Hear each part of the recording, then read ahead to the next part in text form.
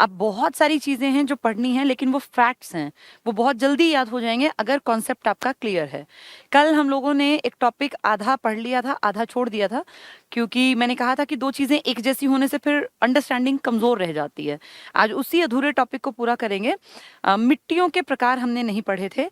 हमने पढ़ लिया था जसबीर सिंह जी की किताब है, डॉक्टर जसबीर सिंह की किताब, जिसके अकॉर्डिंग हमारे हरियाणा को 8 भौगोलिक अलग अलग पार्ट्स में डिवाइड किया गया, और हमने हर एक को डिटेल से जान लिया था। उसमें आपको अच्छी तरह याद है, दो नदियां आपकी मेन थी, यमुना और घग्गर। इनके बिल्कुल साथ लगता बाढ़ का मैदान, इन दोनों के बीच का जलोढ़ मैदान, सबसे ऊपर आपके पहाड़ियों वाला शिवालिक का रीजन, फिर दक्षिण की तरफ आपका अरावली का रीजन, और शिवालिक के नीचे फिर आपकी एक 25 से 27 किलोमीटर चौड़ी पट्टी, जिसको आपने कहा था गिरिपाद मैदान। 5 तो ये थे, और 3 थे आपके बालू के टिब्बे युक्त मैदान, एक तरंगित बालू का मैदान, और एक आपका था अनकाई दलदल। सिरसा में अनकाई दलदल हरियाणा का सबसे निचला स्थान, जिसकी जो ऊंचाई है वो समुद्र तल से 200 मीटर से भी ज्यादा कम है। एक हमने पढ़ा था तरंगित बालू का, जो 3 इलाकों में इंपॉर्टेंट पाया जाता है, गुड़गांव, रेवाड़ी, महेंद्रगढ़ में। और जो बालू के टिब्बे वाला था, ये तो आपके झज्जर तक फैले दिख जाते हैं, 3 मीटर से 5 मीटर के बीच में इनकी ऊंचाई मिल सकती है। और इनमें बावड़ी या ठूठ हमने पढ़ा था, छिछली झीलें बन जाती हैं, और ये अस्थायी होते हैं टिब्बे, ऐसा नहीं कि हमेशा रहेंगे, कुछ कुछ सालों में, महीनों में आप देखेंगे इनकी स्थिति निरंतर परिवर्तनशील रहती है। ये हमने पूरा डिटेल से पढ़ लिया था, ठीक है। यही था हरियाणा की भौगोलिक संरचना और मिट्टियां। देखो, कल अगर आपने ये किताब खोल के पढ़ा होगा तो आपको याद हो गया होगा, अगर पढ़ोगे नहीं तो कुछ नहीं होना। मेरे पढ़ाने से फर्क नहीं पड़ना, मेरे पढ़ाने का फर्क उन लोगों पे पड़ना है जो डेली मेहनत करते हैं, जो खुद किताब उठा के पढ़ते हैं। सिर्फ ये सोचोगे कि मैम के पढ़ाने से तो बात नहीं बन पाएगी, ठीक है। ये खुद भी तैयार करना है तुम्हें। मैं तो सिर्फ चीजों को प्रेजेंट कर सकती हूँ, आसान बना सकती हूँ, लेकिन पढ़नी याद करनी तुम्हें है। तो कल हमने हरियाणा की संरचना पढ़ी थी, मेसोजोइक युग में यहाँ थोड़े थोड़े चेंजेस आने लगे। फिर हमने पढ़ा था 3 भौगोलिक क्षेत्र में, कुरु, हरि, भट्टी, कुरुक्षेत्र, हरियाणा, भट्टियाना। भट्टियाना भाटी राजपूत वाला, और कुरुक्षेत्र आपका जो है धार्मिक ऐतिहासिक आपकी नगरी है, और हरियाणा जटिया, जहां जाट कम्युनिटीज ज्यादा है, ठीक है। ये हमने कल पूरा पढ़ लिया था। भौगोलिक संरचना में हमने देखा था कि हरियाणा की एवरेज ऊंचाई 200 से 300 मीटर समुद्र तल से है। 68% यहाँ जलोढ़ मैदान है, 25% यहाँ तरंगित बालू और बालू के सारे रीजन है। यहाँ पे 1.67% शिवालिक है, और 3.09% आपका ये नीचे अरावली का मैदान। वो सारी चीजें कल मैंने पढ़ा दी थी आपको। फिर हमने पढ़ा था कैसे 27 से 30 डिग्री उत्तरी अक्षांश और 74 से 77 डिग्री पूर्वी देशांतर के बीच में आपका हरियाणा भारत के उत्तर पश्चिमी इलाके में स्थित है। फिर हमने देखा था किताब है एग्रीकल्चरल ज्योग्राफी ऑफ हरियाणा, यानी हरियाणा का भौगोलिक संरचना, उसके बारे में इन्होंने हरियाणा को 8 पार्ट्स में डिवाइड किया। बहुत आसान है, 8 हमें याद भी है। सबसे पहला देखो शिवालिक पढ़ा था हमने 1.67 वाला। फिर हमने देखा था इसमें 400 से 600 मीटर की चोटियां थी, फिर 600 से भी ज्यादा थी, और सबसे अच्छा एग्जाम्पल करोह था 1467 मीटर, ना मिले तो 15-14 मीटर, ठीक है। फिर हमने ये देख लिया था ये सारा। गिरिपाद में देखो 25 से 27 किलोमीटर की चौड़ी पट्टी, पंचकुला, अंबाला, यमुनानगर के नीचे की भाबर, चो और घर या धर, इसके स्थानीय नाम हमने पढ़े थे। जलोढ़ मैदान 68% यही है, और जिसको आप मेन हरियाणा मानते हैं वो यही मैदान है। खादर, बांगर, पुरानी मिट्टी, खादर को आप जलोढ़ मैदान में पढ़ते हैं, ये बाढ़ के मैदान में पढ़ते हैं हर साल, जहाँ थोड़ी थोड़ी परत बढ़ती जाती है। नैली और बैट, मारकंडा वाली बैट थी और घग्गर वाली नैली थी, ठीक है। बालू के टिब्बे 25% वाला, तो बालू के टिब्बे आपके जो राजस्थान से लगती पट्टी है, जिसमें आपका सिरसा आता है, भिवानी आता है, आपका महेंद्रगढ़ आता है, ये पूरा इलाका, ठीक है। इसके 3 से 15 मीटर बताया था, ताल, ठूंठ, बावड़ी, ये सब हमने पढ़ लिया। अरावली का पथरीला मैदान 3.09%, ढोसी, तीर, सलकुल, ताजपुर गांव में 652 मीटर ऊंचाई पर, नारनौल, महेंद्रगढ़ में। तो महेंद्रगढ़ है, मेवात है, गुड़गांव है, फरीदाबाद है, दिल्ली तक ये पूरी फैली हुई है, ठीक है। तरंगित बालू मेनली गुड़गांव, रेवाड़ी, महेंद्रगढ़ में है, और यहाँ कोई टिब्बे नहीं है। टिब्बे मिलते हैं राजस्थान की बेल्ट में, ये जिसकी मैं बात कर रही हूँ गुड़गांव, रेवाड़ी, महेंद्रगढ़, इसमें टिब्बे नहीं है, लेकिन तरंगित बालू मिलता है। अनकाई दलदल आपके पूरे राज्य में सिर्फ सिरसा में मिलता है, और ये 200 मीटर से कम ऊंचा आपका सबसे नीचा एरिया है ये, ठीक है। नेक्स्ट देखते हैं हरियाणा की भौगोलिक, ये फिर मैंने आपको बना के ज्यादा बढ़िया तरीके से समझाया था। मिट्टियां अथवा मृदाएं, आज ये पढ़ेंगे। हरियाणा की मिट्टियों को इससे पढ़ने से पहले थोड़ा सा मैं एक आइडिया दे दूं, ताकि आपको फिर याद आसानी से रहे। जैसे किसी भी चीज को अगर आप पहले बेस से उठा के पढ़ लेते हैं ना, तो फिर आपको याद बहुत आसानी से रह पाता है। जैसे 8 प्रकार उसको बहुत आसानी से याद होंगे भौगोलिक, जिसने उस मैप को ढंग से दिमाग में बैठा लिया होगा। इसी तरह आज मिट्टियों की बात करेंगे। तो जसबीर सिंह की किताब में मिट्टियों को मोटे तौर पे 6 भागों में बांटा गया। वैसे एक एक पार्ट के उन्होंने आगे 2-2, 3-3 डिवीजन भी किए हैं, लेकिन मोटे तौर पे हम 6 की बात कर लेते हैं। कहीं कहीं 8 भी लिखे हैं क्योंकि उसके सब पार्ट्स को भी ऐड कर लिया।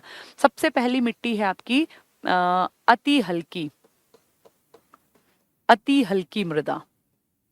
मृदा मतलब मिट्टी।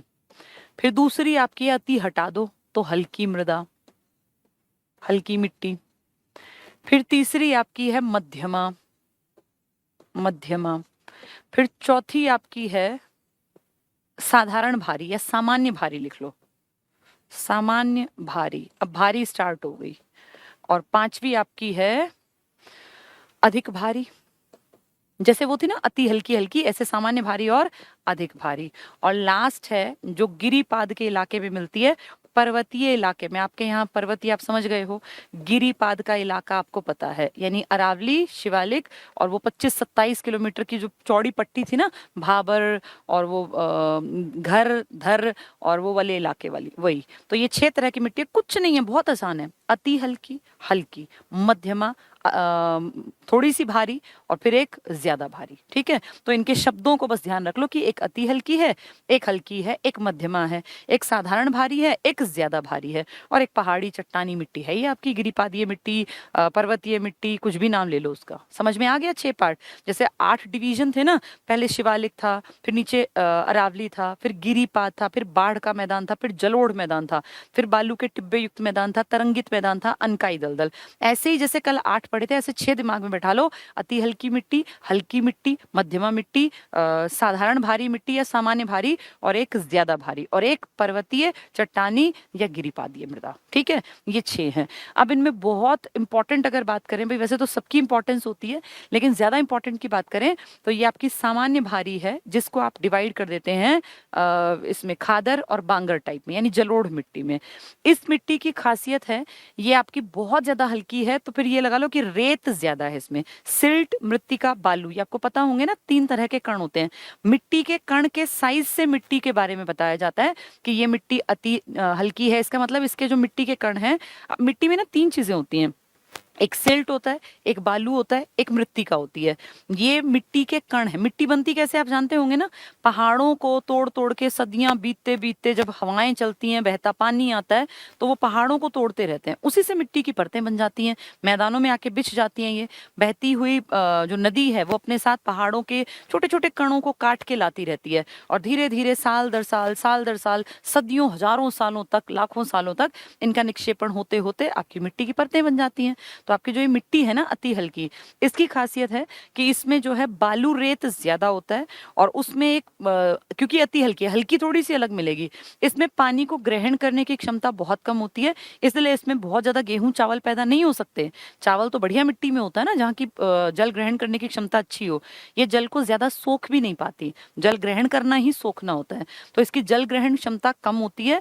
इसके कण असंगठित होते हैं, बिखरे बिखरे। तभी तो उठाओ देखो हाथ में जैसे रेत होता है, आपने रेत देखा होगा राजस्थान का, तो वो जो रेत होता है तो उसके कण संगठित थोड़ी होते हैं इकट्ठे। एक आप अपने खेत की मिट्टी उठा के देखो तो संगठित कण है, एक कण अलग नहीं निकलेगा, लेकिन रेत देखो एक एक एक कण करके कैसे हाथ में से बिखर जाता है। वो अति हल्की मिट्टी है, उसकी जल ग्रहण करने की क्षमता खराब होती है, अच्छी नहीं होती, इसलिए उसमें बहुत बढ़िया फसलें नहीं हो पाती। और उत्पादन की अगर बात करें तो उसमें मोटे अनाज ही आप पैदा कर सकते हैं, बाजरा टाइप के अनाज। ठीक है, तो अति हल्की समझ में आ जाएगी।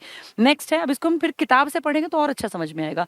हल्की मिट्टी में पानी ग्रहण करने की क्षमता कंपैरेटिवली ठीक होती है, क्योंकि ये अति नहीं है, ये हल्की है। और अगर इसमें देखें तो फव्वारा सिंचाई का जो है ना प्रोविजन, वो बेस्ट है इसके लिए।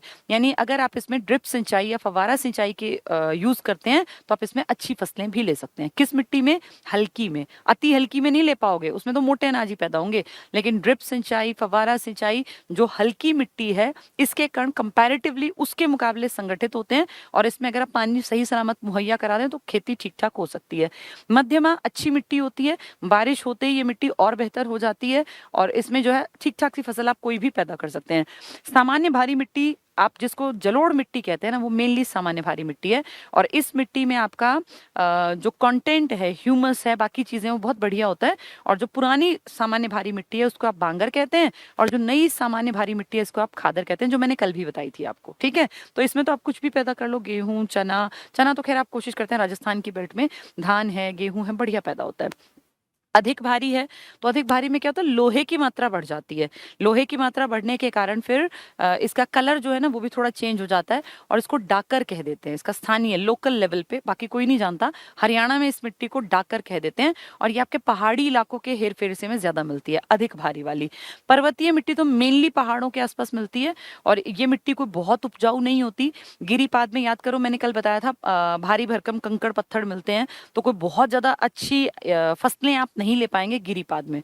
फिर हरियाणा इतनी बढ़िया फसलें कैसे ले पाता है, क्योंकि आपके यहाँ मध्यमा ठीक मिट्टी है, दोमट मिट्टी, दोमट बलुई मिट्टी उसी में तो आती है, और एक आपकी सामान्य भारी, ये दो बहुत बढ़िया मिट्टी हैं। इसमें आप हल्के अनाज भारी अनाज, मोटे अनाज ले पाएंगे। कण इसके असंगठित है, पानी एब्जॉर्ब करने की क्षमता कम है। इसमें फव्वारा सिंचाई बेहतर है, फव्वारा सिंचाई अगर है तो आप फसलें अच्छी ले सकते हैं। मध्यमा बारिश अच्छी होने पर आपको अच्छा प्रोडक्शन दे पाएगी। सामान्य भारी तो बहुत ही बढ़िया मिट्टी है।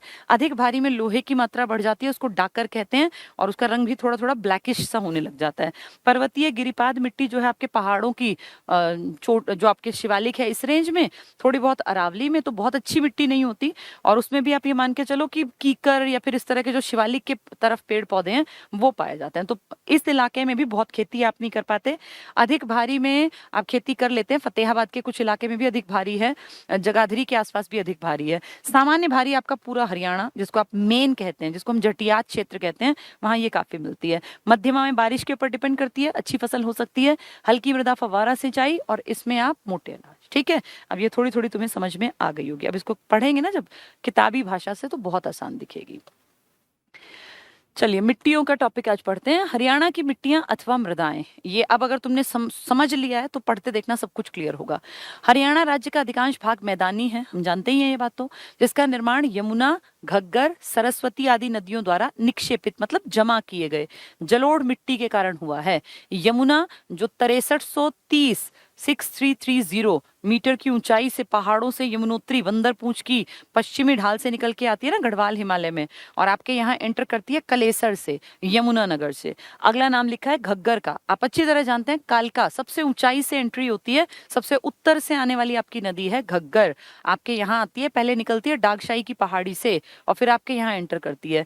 सरस्वती आज है नहीं देखने में, लेकिन आदि बद्री यमुनानगर से इसकी एंट्री मानी जाती है, और इसके चैनल्स मिले थे मुगलावली गांव में 2013 में। तो ये सारी चीजें मैंने आपको पहले पढ़ा रखी है नदियों के टॉपिक में। ये मृदा राज्य के दक्षिण पश्चिम भाग में, अब देखो जरा किसकी बात कर रहे हैं, ये वाली हरियाणा की मिट्टियों में राज्य के दक्षिण पश्चिम भाग में मुख्यतः पाई जाती है। इस जलोढ़ मिट्टी का रंग पीला भूरा है, बहुत उपजाऊ होती है, जलोढ़ की बात कर रहे हैं। ठीक है, फिर इसको ये बांटेंगे आगे। डॉक्टर जसबीर सिंह ने राज्य की मिट्टी को 6 भागों में बांटा। वैसे अगर कहें ना तो हरियाणा की मुख्य मृदा है जलोढ़ मिट्टी, 2 प्रकार की, बांगर और खादर। ये अति हल्की, हल्की आपके यहाँ इतनी नहीं है, लेकिन क्योंकि हरियाणा को डिटेल से पढ़ना है तो हमें बात करनी पड़ेगी कि अति हल्की की बेल्ट है राजस्थान के आसपास, हल्की की बेल्ट उससे थोड़ा सा आगे आके, फिर उसके बाद मध्यमा की बेल्ट है पूरे हरियाणा में फैली हुई, फिर सामान्य जो भारी है वो बांगर खादर, तो वो भी पूरे हरियाणा में है। भारी वाली कहाँ है, अत्यंत भारी वाली, तो वो थोड़ी सी फतेहाबाद में, जगाधरी साइड में, और उसके बाद गिरिपादीय कहाँ है, तो जो ये 3 इलाके हैं ना, और जो नीचे वो मेवात साइड है उसमें। ठीक है, तो जसबीर सिंह कहते हैं कि 6 भाग। वैसे हमने क्या पढ़ा कि हरियाणा में मेनली जलोढ़ मिट्टी है, मेन जलोढ़ मिट्टी है आपकी, और जो इसका रंग कैसा है, पीला भूरा। तो आप अपने आसपास की मिट्टी देखो, भूरे ब्राउनिश कलर की तो होती है, डार्क पीले और भूरे को मिक्स कर दो, ऐसा ही रंग तो मिट्टी का होता है हमारी का। लेकिन जसबीर सिंह की किताब में जैसे हरियाणा के 8 भौगोलिक भाग दिखाए, ऐसे मिट्टी को इन्होंने 6 बड़े भागों में डिवाइड किया।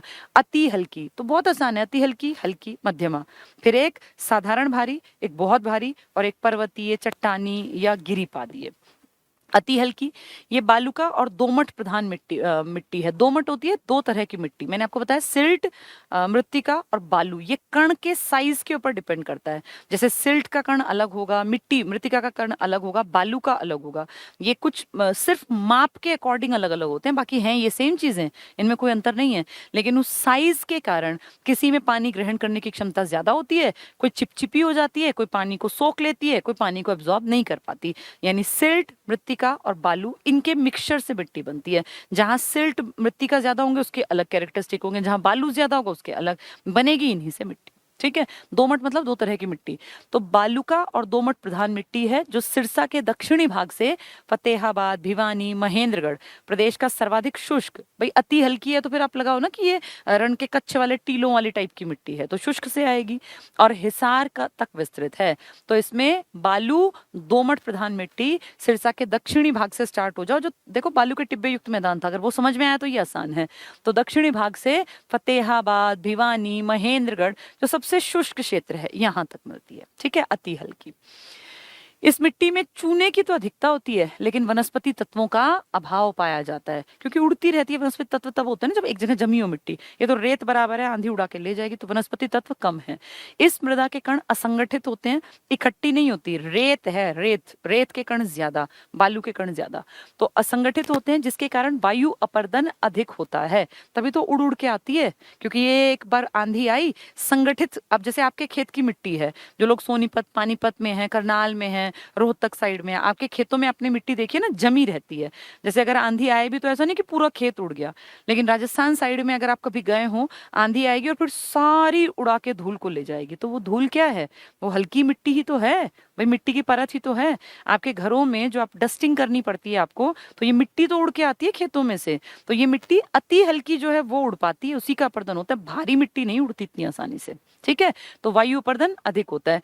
इस मिट्टी में जल ग्रहण करने की क्षमता कम होती है, असंगठित है, ऐसे फैली हुई है, तो पानी कैसे एब्जॉर्ब करेगी? संगठित मिट्टी पानी पीती है, असंगठित नहीं।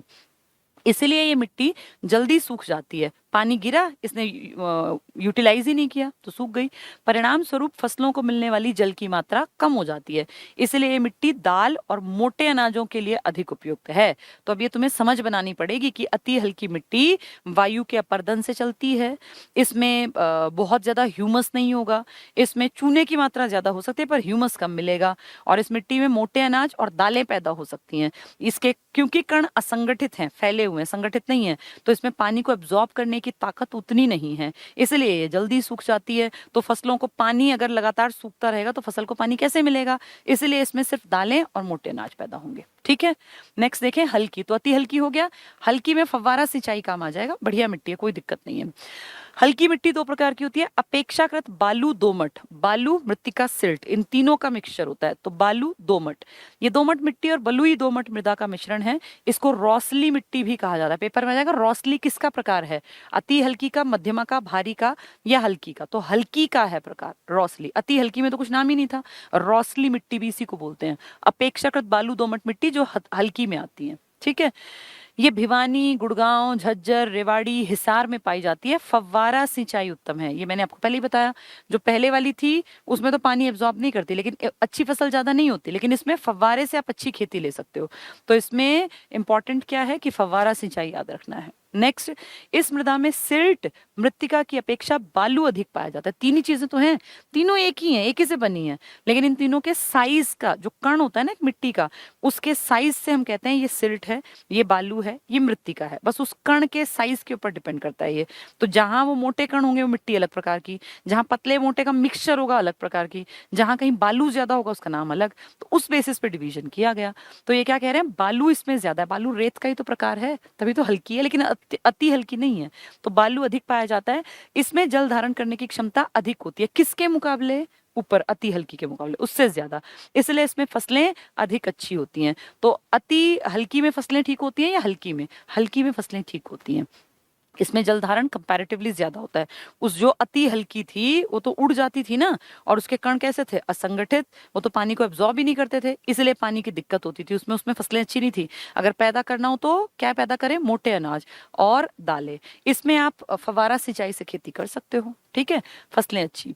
इसका सेकेंड टाइप है, मतलब हल्की के टाइप है, ये देखो ए टाइप, ये हल्की के दो टाइप हो गए। अपेक्षाकृत बालू, जिसमें बालू ज्यादा होगा, और दूसरा क्या नाम है इसका?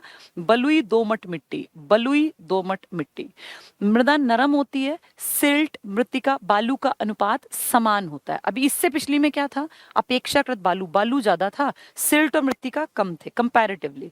इसमें क्या है? इसमें बालू और सिल्ट और मृत्तिका तीनों का अनुपात बराबर है। किसमें? जिसका नाम है बलुई दोमट। दोमट तो दो तरह की मिट्टी, और बलुई बालू के लिए।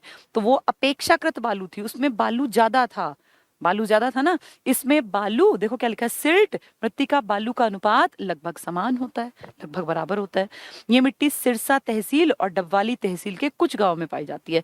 दोनों हल्की के एग्जाम्पल है, एक तो अति न्यून हल्की थी, एक हल्की है। हल्की में अपेक्षाकृत बालू है जिसमें कि फव्वारा सिंचाई काम आ जाती है, अच्छी फसल आप ले सकते हो, पानी कंपैरेटिवली ज्यादा पीती है अति हल्की के मुकाबले। और दूसरी है जिसमें कि सबका प्रोपोर्शन बराबर है, किस किस का, सिल्ट का, मृत्तिका का और बालू का। अगर अपेक्षाकृत बालू है तो बालू ज्यादा होगा, और बलुई दोमट है तो तीनों बालू, मृत्तिका और सिल्ट बराबर। ये कण है, कण के साइज के नाम है बस। उम्मीद कर रही हूं समझ में आ रहा होगा। नेक्स्ट देखो मध्यम, तो अति हल्की हो गई, हल्की हो गई, अब आ गई मध्यमा या मध्यम। फिर भारी, तो एक अपेक्षाकृत, एक तो बहुत भारी, एक नॉर्मल भारी। फिर पहाड़ों की मिट्टी, तो मध्यमा मृदा क्या होती है, ये मृदा भारी दोमट, हल्की दोमट, सामान्य दोमट, इसका मिश्रण है। यानी हल्की, भारी और सामान्य का मिश्रण है मध्यमा। मध्यमा मतलब एवरेज। और इसके 3 प्रकार हैं, मोटी दोमट, हल्की दोमट और दोमट मिट्टी। तो ये मान लो कि ये ठीक ठाक सी मिट्टी है और कई सारे इलाकों में आपके में पाई जाती है मध्यमा, ठीक है। फिर सामान्य भारी को आगे हम पढ़ेंगे खादर बांगर में। तो मोटी दोमट क्या है, मोटी दोमट नूहू और फिरोजपुर झिरका यानी दक्षिण की तरफ। हल्की दोमट 2 तरह की मिट्टी, ये गुड़गांव के उत्तरी भाग, अंबाला के दक्षिण पश्चिम भाग और नूहू के उत्तर पश्चिम भाग और मध्य रेवाड़ी में। दोमट मृदा ये राज्य के मध्यवर्ती भाग में, जींद, कैथल, सोनीपत, गुड़गांव, कुरुक्षेत्र में। तो दोमट मिट्टी जो है ना, दोमट, हल्की दोमट, मोटी दोमट और नॉर्मल दोमट, ये मध्यमा मिट्टी है, मध्यमा। तो हल्की दोमट और भारी दोमट, सारी दोमट इसी में आ गई, ठीक है। देखो हल्की कह लो, मध्यमा कह लो, हल्की मोटी मध्यमा के पार्ट हैं ये। और एक क्या थी, दोमट। तो हल्की, मोटी और दोमट, दोनों दोमट का, दोमट ना 2 तरह की मिट्टी। तो मेन मानो आपको ये हरियाणा के एक बड़े हिस्से में, क्योंकि देखो उत्तर की तरफ भी है, बीच वाले हिस्सों में भी है, और रेवाड़ी और इस तरफ भी है, ये रहा रेवाड़ी, ठीक है, गुड़गांव की तरफ भी। नेक्स्ट है पर्याप्त वर्षा होने पर फसल अच्छी होती है। तो जो आपकी मध्यमा है ना, अगर बारिश अच्छी है तो फसल भी अच्छी। देखो अति हल्की में क्या था, संगठित नहीं थे, असंगठित थे, बारिश होती थी तो पानी सोख नहीं पाते थे, सिर्फ मोटे अनाज पैदा होते थे बढ़िया, और उसमें अपर्दन बहुत ज्यादा था, तभी तो उड़ उड़ के आती थी। फिर हल्की में क्या था, फव्वारा सिंचाई से बात बन सकती थी, और उसमें क्या पढ़ा हमने, कोई अपेक्षाकृत बालू है तो बालू ज्यादा होगा, और दूसरी में फिर बालू, मृत्तिका और सिल्ट बराबर अनुपात में। यानी अगर आप ठीक ठाक से फव्वारे सिंचाई का प्रबंध कर देंगे तो आप कंपैरेटिवली अच्छी फसल ले पाएंगे। मध्यमा में फिर हमने 3 पढ़ लिए, हल्की दोमट, भारी दोमट, सारी इसमें आ गई, और अगर बारिश अच्छी होती है तो इसमें फसल भी अच्छी हो सकती है, ठीक है। सामान्य भारी, ये है आपकी खादर और बांगर, इंपॉर्टेंट है। ये मुख्यतः यमुनानगर निचले भाग में, सारे में नहीं, निचले में, कुरुक्षेत्र, करनाल, पानीपत, सोनीपत और फरीदाबाद आदि क्षेत्रों में पाई जाती है। इस मिट्टी पर प्रतिवर्ष बाढ़ का पानी, अब आप बाढ़ के मैदान को याद कर लीजिए, आने के कारण नवीन जलोढ़ का जमाव होता है, जिसे खादर कहा जाता है। ऊंचे भागों पर पाई जाने वाली मिट्टी को बांगर कहा जाता है। तो ये भारी मिट्टी के प्रकार हैं खादर और बांगर, ठीक है। ये मिट्टी सूखने पर कठोर हो जाती है, इसमें चावल, गेहूं, गन्ना, तो आप देखो चावल, गेहूं, गन्ना ही तो आपकी मुख्य उपज है। तो सामान्य भारी आपकी मेन मिट्टी है, आदि फसलें अच्छी होती हैं। अति हल्की बहुत बढ़िया नहीं है, हल्की फव्वारे के ऊपर डिपेंड है, और मध्यमा में दोमट है, बारिश के ऊपर डिपेंड है। जो सामान्य भारी है, ये बेस्ट मिट्टी आपके जलोढ़ मैदान जो है ना, वो सामान्य भारी मिट्टी है, ठीक है। फिर आती है भारी और बहुत भारी, ये मिलेगी आपको जहां लोहे के तत्व ज्यादा होंगे, और डाकर इसका लोकल नेम है। इस मिट्टी को डाकर के नाम से भी जाना जाता है। ये मुख्यतः थानेसर, जगाधरी, फतेहाबाद आदि क्षेत्रों में पाई जाती है। वर्षा ऋतु में चिपचिपी हो जाती है और गर्मी के मौसम में कठोर हो जाती है। तो जैसी बारिश हुई चिपचिपी और गर्मी है तो कठोर, ठीक है। ये कहाँ पाई जाती है, हमारे जो इलाके हैं फतेहाबाद, यमुनानगर के आसपास, ठीक है। थानेसर मतलब कुरुक्षेत्र, बहुत भारी है ये कम सुप्रवाहित और कम पारगम्य होती है, यानी इसमें से पानी बहुत ज्यादा एब्जॉर्ब नहीं करती है, इसके अंदर से रिश्ता नहीं बहुत ज्यादा पानी, ठीक है। इसमें चावल एब्जॉर्ब तो करती है लेकिन ऐसा सच रिश्ता नहीं, ऐसा नहीं कि पानी नीचे तक सीप हो जाएगा। चावल, गेहूं, चना, जौ की फसल और कपास की फसलें अच्छी होती है, क्योंकि लोहा है ना इसमें ज्यादा भारी वाली में, तो कपास अच्छा है, ठीक है।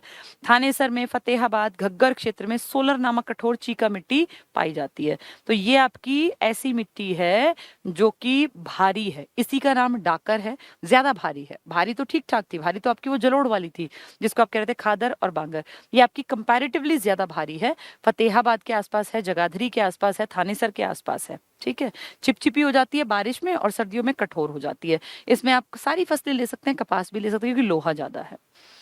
नेक्स्ट है छठी, शिवालिक, गिरिपादी और चट्टानी तल की मिट्टी। तो शिवालिक पहाड़, गिरिपाद आप समझ गए 25-27 किलोमीटर वाली, और चट्टानी तल तो ये अरावली। इसके आसपास कोई बहुत बढ़िया मिट्टी तो नहीं होगी ना, मतलब जिसमें से आप खेती करते हो। तो भुरभुरा, बलुआ पत्थर, बालू, चीका, बजरी आदि की प्रधानता होती है। आपने बजरी देखा होगा ना, जब घर बनाते हैं तो ये बजरी और ये इस तरह की चीजें यूज करते हैं। तो वो मिट्टी का ही तो प्रकार है, बस कण मोटे होते हैं उसके। तो इसमें क्या क्या है, बलुआ पत्थर है, बालू है, चीका है, बजरी, ये प्रधानता, तो थोड़ी मोटी। ये मिट्टी पंचकुला के कालका में, अंबाला के नारायणगढ़ में, नारायणपुर नहीं नारायणगढ़ होना चाहिए, यमुनानगर के जगाधरी क्षेत्रों में पाई जाती है। ठीक है, फिर इसको इन्होंने इलेबोरेट कर दिया। गिरिपादीय मिट्टी क्या होगी, जो 25-27 किलोमीटर, ये मिट्टी शिवालिक के गिरिपादीय प्रदेश में पाई जाती है। कालका और नारायणगढ़ की तहसीलों में इसको घर या कंधी मिट्टी, कल पढ़ा था ना, घर या धर, कंधी मिट्टी उसी की फैमिली में है। भाबर, घर, और एक और चीज पढ़ी थी उसमें, चो, स्थानीय भाषा में जो बड़े बड़े गड्ढे थे, तो वहीं कंधी मिट्टी याद कर लें। जैसे रौसली मिट्टी अलग अलग होती है, पूछ लें कंधी मिट्टी किसका प्रकार है, तो ये शिवालिक टाइप की मिट्टी का, गिरिपादीय मिट्टी का। फिर इसी में पहाड़ों वाली में चट्टानी तल की मिट्टी, जो चट्टानों के तल पे मिलेगी। हरियाणा के दक्षिणी भाग में अरावली पर्वत क्षेत्र में पथरीली और रेतीली मिट्टी पाई जाती है। ये मिट्टी कम उपजाऊ होती है, इसलिए यहाँ कृषि कार्य कम हो पाता है। यही तो कारण है कि खेती कम है आपके महेंद्रगढ़ साइड में। भारी मिट्टी, इस मिट्टी में सिल्ट के साथ साथ चीका भी होता है। थानेसर और फतेहाबाद के क्षेत्र में सोलर चीका मिलती है, और जगाधरी में इस मिट्टी में लोहे की मात्रा बढ़ने के कारण इसे डाकर कहते हैं। अब ये पुरानी चीजों को रिपीट कर रहे हैं, देखो जरा, ये तो मेन तो मैंने आपको पढ़ा दिया। यहाँ ये भारी मिट्टी तो रिपीट हो रही है, यहाँ तक देखो, यहाँ तक थे आपके। ठीक है, 6 प्रकार उम्मीद है तुम्हें समझ में आ गए होंगे। 2-4 बार पढ़ोगे ना तब बात बनेगी। तो मिट्टियों के कितने प्रकार डॉक्टर जसबीर सिंह ने दिए, 6 प्रकार। कौन कौन से, अति हल्की, हल्की, मध्यमा, सामान्य भारी, अधिक भारी, और गिरिपादीय, चट्टानी और पर्वतीय मिट्टी। अति हल्की की खासियत क्या है, कण असंगठित है, पानी को एब्जॉर्ब नहीं करते, मोटे अनाज आप पैदा कर सकते हैं, इरोजन बहुत ज्यादा होता है, यानी हवा आती है और मिट्टी के कणों को बहाकर उड़ाकर ले जाती है। ठीक है, ये कहाँ मिलेगी, जो आपकी पट्टी बिल्कुल राजस्थान के साथ है। दूसरी मिट्टी थी हल्की मिट्टी, फव्वारा सिंचाई से आप वहाँ काम कर सकते हैं, और उसमें डिपेंड करता है कि सिल्ट, चीका, मृत्तिका के कण किस किस रेशो में, उसी के हिसाब से अपेक्षाकृत बालू है तो बालू के कण ज्यादा है, और बलुई दोमट है तो फिर सारे बराबर के हैं। फव्वारा सिंचाई से आप उसको बेस्ट यूज कर सकते हैं। मध्यमा में बारिश अच्छी होती है तो आप उसका बेस्ट यूज कर पाएंगे, और सामान्य भारी में खादर और बांगर, तो सारी फसलें पैदा हो सकती हैं। और जो ज्यादा भारी है उसमें फिर लोहे की मात्रा ज्यादा है, उसका नाम डाकर भी है, और वो आपके कपास के लिए भी अच्छी है, और भी सारी फसलें इसमें पैदा की जा सकती हैं। गिरिपादीय मिट्टी, पर्वतीय मिट्टी, चट्टानी मिट्टी, ये बहुत उपजाऊ नहीं होती, और इसका एग्जाम्पल आपका अरावली वाला और शिवालिक वाला है। ठीक है, तो अब देखो ये सारी मिट्टियां तुम्हें समझ आ गई। अति हल्की बताया मैंने आपको, ये सब पढ़ा दिया। हल्की मिट्टी क्या होती है, बलुई दोमट या अपेक्षाकृत बालू, इसके बाद मोटी दोमट, हल्की दोमट, ये सब समझा दिया। नेक्स्ट है सामान्य भारी, खादर बांगर वाली, फिर एक है बहुत भारी, और एक क्या थी फिर इसमें, गिरिपादीय मिट्टी। ठीक है, सोलर चीका, इसके नाम पढ़ जाना जरूर। अब यहाँ से ये चीजें रिपीट की थी, ये देखो चट्टानी दल की मृदाएं हो गई थी यहाँ से। भारी मिट्टी, इस मिट्टी में सिल्ट, सिल्ट बताया ना मैं, सिल्ट, मृत्तिका, बालू, ये कण है, कण का साइज के साथ साथ चीका भी होता है। थानेसर के फतेहाबाद के क्षेत्र में सोलर चीका मिलता है। जगाधरी में इस मिट्टी में लोहे की मात्रा बढ़ने के कारण इसको डाकर कहते हैं। तो भारी मिट्टी तो थी, जो बहुत भारी मिट्टी थी उसमें लोहा ज्यादा था, उसको डाकर कहते हैं। उसमें कपास भी अच्छा होता है, बाकी चीजें भी अच्छी होती हैं। नेक्स्ट है यमुनानगर में लाल चेस्टनट मिट्टी पाई जाती है, पेपर में आ जाएगा। लाल जंगली मुर्गा कहाँ प्रसिद्ध है, तो आप कहोगे यमुनानगर के कलेसर का नेशनल पार्क इसके लिए फेमस है, जबकि इसकी ब्रीडिंग वाली जगह अलग है। मैंने आपको सब पढ़ा रखा है, इसलिए बात कर रही हूँ, ये रिवीजन चलता रहे ताकि दिमाग में। अब ये कह रहे हैं लाल चेस्टनट मिट्टी कहाँ पाई जाती है, पहाड़ों में ना, तो आपके यहाँ कहाँ, यमुनानगर में। हरियाणा में यमुनानगर की मिट्टी उदासीन प्रतिक्रिया वाली मिट्टी है, जिसमें नाइट्रोजन और फास्फोरस की कमी है, इसीलिए आप एनपीके फर्टिलाइजर्स का यूज करते हैं हरियाणा में, यूरिया, एनपीके, क्योंकि नाइट्रोजन भी कम है और फास्फोरस भी कम है आपके यहाँ की मिट्टी में, मतलब मोटे तौर पर। सिरसा जिले की मिट्टी का रंग कैसा है, लाल, सिरसा में लाल। लवणीय भूमि, लवणीय भूमि कल मैंने आपको पढ़ाया था ना कि आपकी सबसे बड़ी समस्या 32% ऑफ टोटल लैंड एरिया जो अवेलेबल है हमारे लिए, उसमें लवण की प्रॉब्लम है, क्षार, किसी में बेस ज्यादा, किसी में क्षार। तो इसके लिए central soil salinity research institute बनाया गया है आपके करनाल में, ठीक है, वही है ये। तो लवणीय भूमि के सुधार के लिए नीदरलैंड की मदद से हरियाणा ऑपरेशनल पायलट प्रोजेक्ट चलाया जा रहा है। तो लवण जो बहुत पूरी दुनिया में परेशानी है मिट्टी से जुड़ी, तो उसके लिए आप नीदरलैंड के साथ एक प्रोजेक्ट चला रहे हैं, ठीक है। हरियाणा मृदा अपरदन कल मैंने पढ़ा ही दिया था, ये कंप्लीट देखो, ये पूरा लवणता क्षारीयता ये कंप्लीट पढ़ाया था, रेह कल्लर, ठीक है। तो ये टॉपिक हमारा पूरा, मिट्टियों के 6 प्रकार समझ में आए होंगे ना। मिट्टी के 6 प्रकार, अति हल्की, हल्की, मध्यमा, उसके बाद सामान्य भारी, फिर ज्यादा भारी, बहुत भारी, और फिर एक गिरिपादीय और चट्टानी और पर्वतीय, ठीक है। इसके बाद एक टॉपिक हमने अधूरा किया था कल, ये वाला देखो, कृषि। थोड़ा सा दिखा दूं मैं कल हमने क्या पढ़ा था, ताकि तुम्हें किताब से पढ़ने में भी आसान दिखे। कल हम लोगों ने खेती के बारे में बात की थी, खेती और पशुपालन। पशुपालन में ना नए आंकड़े आ गए हैं, 2019 की पशु जनगणना कर ली गई है, और वो आपके हरियाणा की 20वीं जनगणना है। इससे पहले 2012 वाली चलती थी हर जगह, लेकिन आप 2019 वाली पढ़ लेंगे क्योंकि नए आंकड़े हैं, जिसमें टोटल आंकड़े भी बदले हैं। जैसे पहले, इस बार पहली बार बिल्लियों की गिनती भी की गई, हरियाणा में टोटल बिल्ली कितनी है, किस जिले में कितनी है, लैपटॉप का, कंप्यूटर का बहुत बढ़िया तरीके से यूज किया गया। तो ये सबसे नई आपकी जो पशुओं की गणना हुई है 2019 में हुई है। ये 20वीं लाइफ स्टॉक आपका सेंसस था, लाइफ स्टॉक मतलब ये जानवर वगैरह का, ठीक है। ये जो किताब है ना, इनमें 19 के दिए, क्योंकि तब तक वो अवेलेबल नहीं थे आंकड़े। 19 दिन में 12 के दिए, 19 के आंकड़े मैं टाइपिस्ट को दे दूंगी कल, वो उसको टाइप कर देगी, फिर करा दूंगी, ठीक है। तो कृषि और पशुपालन कल मैंने पढ़ाया था आपको ये, कि हरियाणा में जो है कृषि वो बहुत बढ़िया इसलिए होती है क्योंकि हमारी मिट्टी बहुत उपजाऊ है। खादर बांगर हमने समझा था। फिर यहाँ 3 तरह की फसलें हमने पढ़ी थी। रबी अब इस टाइम पे चल रही है खेतों में, नवंबर दिसंबर में बोई गई, मार्च अप्रैल में काटी जाएगी। फिर मार्च अप्रैल से लगभग जून जुलाई तक के लिए जायद या जैद की फसल आएगी, खरबूजा, तरबूज, ककड़ी, खीरे, टमाटर टाइप की चीजें। फिर जुलाई में मौसम जब बदलेगा, मानसून आएगा, तो मानसूनी जिसको फसल कहते हैं, या आप जिसको कह देते हैं कि ये खरीफ की फसल है जिसमें कि धान मेनली लगाया जाता है, वो लगाया जाएगा। तो वो कल हमने सारा पढ़ लिया था। ये देखो सब चीजें पढ़ाई थी, जलवायु, उत्तर पश्चिमी, और ये प्रमुख फसलों के बारे में हमने रबी फसलें पढ़ी थी। फिर हमने ये पढ़ा था जौ चना कहाँ कहाँ ज्यादा है, खरीफ फसलें पढ़ी थी कहाँ ज्यादा कहाँ कम, बाजरा और ये सब पढ़ लिया था, गन्ना वगैरह ना। इसके बाद हमने हाँ ये भी पढ़ लिया। देखो लास्ट जायद फसलें पढ़ाया था कल की क्लास में, लास्ट टॉपिक था। आज उससे आगे बढ़ेंगे, कृषि से संबंधित। देखो एक बार ये तुम्हें ताकि समझ में आ जाए, ये कैसे हटेगा, चलिए देखें जरा। कल ये पढ़ा था ना लास्ट जायद वाला, कि जायद फसलें मार्च में बोकर मई जून में काट ली जाती हैं, तरबूज, खरबूजा, ककड़ी, भिंडी, खीरा आदि। आज इससे आगे का टॉपिक शुरू करते हैं ये, क्योंकि वहां तक का हमने पढ़ लिया था। कृषि से संबंधित केंद्र और राज्य सरकार की प्रमुख योजनाएं। आपके देश में ना 2 तरह की सरकारें काम करती हैं, एक केंद्र स्तर पर और एक राज्य स्तर पर। बहुत बार प्रोजेक्ट्स आपकी केंद्र सरकार लॉन्च करती है, फिर 1-2 साल बाद आपकी राज्य सरकारें भी उसको इंट्रोड्यूस कर देती हैं। कभी कभी ऐसा भी होता है कि आपकी सिर्फ पर्सनल राज्य सरकार कोई प्रोजेक्ट लॉन्च करती है जो सिर्फ आपके राज्य के स्तर तक रहता है, वो पूरे देश में नहीं जाता।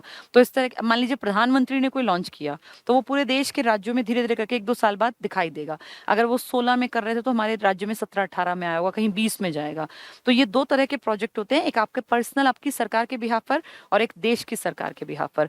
आपकी सरकारें हमेशा कोशिश करती हैं, कम से कम कागजों में तो सही, कि किसानों का भला हो, चाहे रियलिटी में हो ना हो, लेकिन ऐसी कोशिश की जाती है। कभी कहते हैं बीज प्रमाणीकरण की संस्था हम बना रहे हैं, कभी कहते हैं हम किसानों को सस्ती दरों पर बिजली मुहैया करा रहे हैं, कभी कहते हैं कि उनके लिए बहुत बढ़िया जो है एमआरपी और इन सबको तय कर दिया जाएगा, एमएसपी वगैरह को। तो ये सब चीजें जो है ना, कागजों में जितनी है उतनी आपको आनी चाहिए, रियलिटी क्या है ये कोई पूछता नहीं है। तो कृषि से संबंधित हमारी सरकारों की, केंद्र की भी और राज्य की प्रमुख योजनाएं, एक एक करके मैं मेन बताती जाऊंगी, सुनते चलना, पढ़ते चलना, आसान दिखेगा।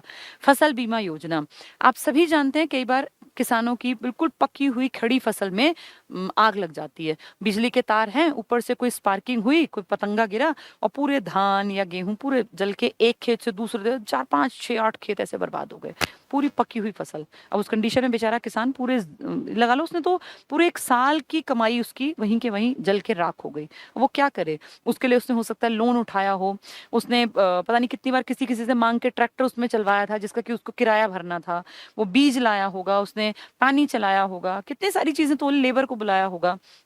अब इन सब का भुगतान कौन करेगा? तो ये फसल नुकसान तो कभी भी कैसे भी हो सकता है ना, क्या पता चलेगा। तो इसलिए जैसे इंसान के जीवन का बीमा है, ऐसे फसलों का भी बीमा है। अब ये फसलों का बीमा कौन अदा करेगा? तो कह दिया भाई मिनिमम इतने रुपए तुम इतने % जमा करा देना, जितना उसकी वैल्यू है, फिर इतने दिनों बाद अगर तुम्हारी फसल को कुछ हो गया तो सरकार आपके साथ खड़ी है। पहले देश में लॉन्च हुआ, फिर आपकी सरकार लेकर आई, ठीक है। तो उसी को पढ़ लेते हैं, फसल बीमा योजना। जैसे इंसान के जीवन का बीमा होता है, ऐसे फसल का भारत सरकार ने स्टार्ट किया। आपने नहीं, आपने तो उसको कॉपी कर लिया बाद में। भारत सरकार ने 2016 को प्रधानमंत्री फसल बीमा योजना की अधिसूचना जारी की। हरियाणा सरकार ने 17-18 के दौरान, देश में 16 में आया, आपने 17-18 प्रधानमंत्री फसल बीमा योजना को लागू करने का निर्णय लिया, ठीक है। इस योजना के अंतर्गत भुगतान करने वाले प्रीमियम में किसानों को बता दिया भाई रबी की फसल के इतने % तुम्हें देने हैं, खरीफ की फसल के इतने। अगर कोई वाणिज्यिक व्यापारिक फसल है, जैसे गन्ना है, कपास है, ये खाने के लिए थोड़ी, ये तो बेचने के लिए उगाते हैं ना, इस पे इतना % आप देंगे। हरियाणा सरकार ने कपास की बढ़ोतरी के लिए कपास पे जो प्रीमियम देना था ना किसान को, वो घटा दिया। वैसे 5% था, हमारी सरकार ने कह दिया 2-2.5% तक रख लेते हैं, अच्छी बात है।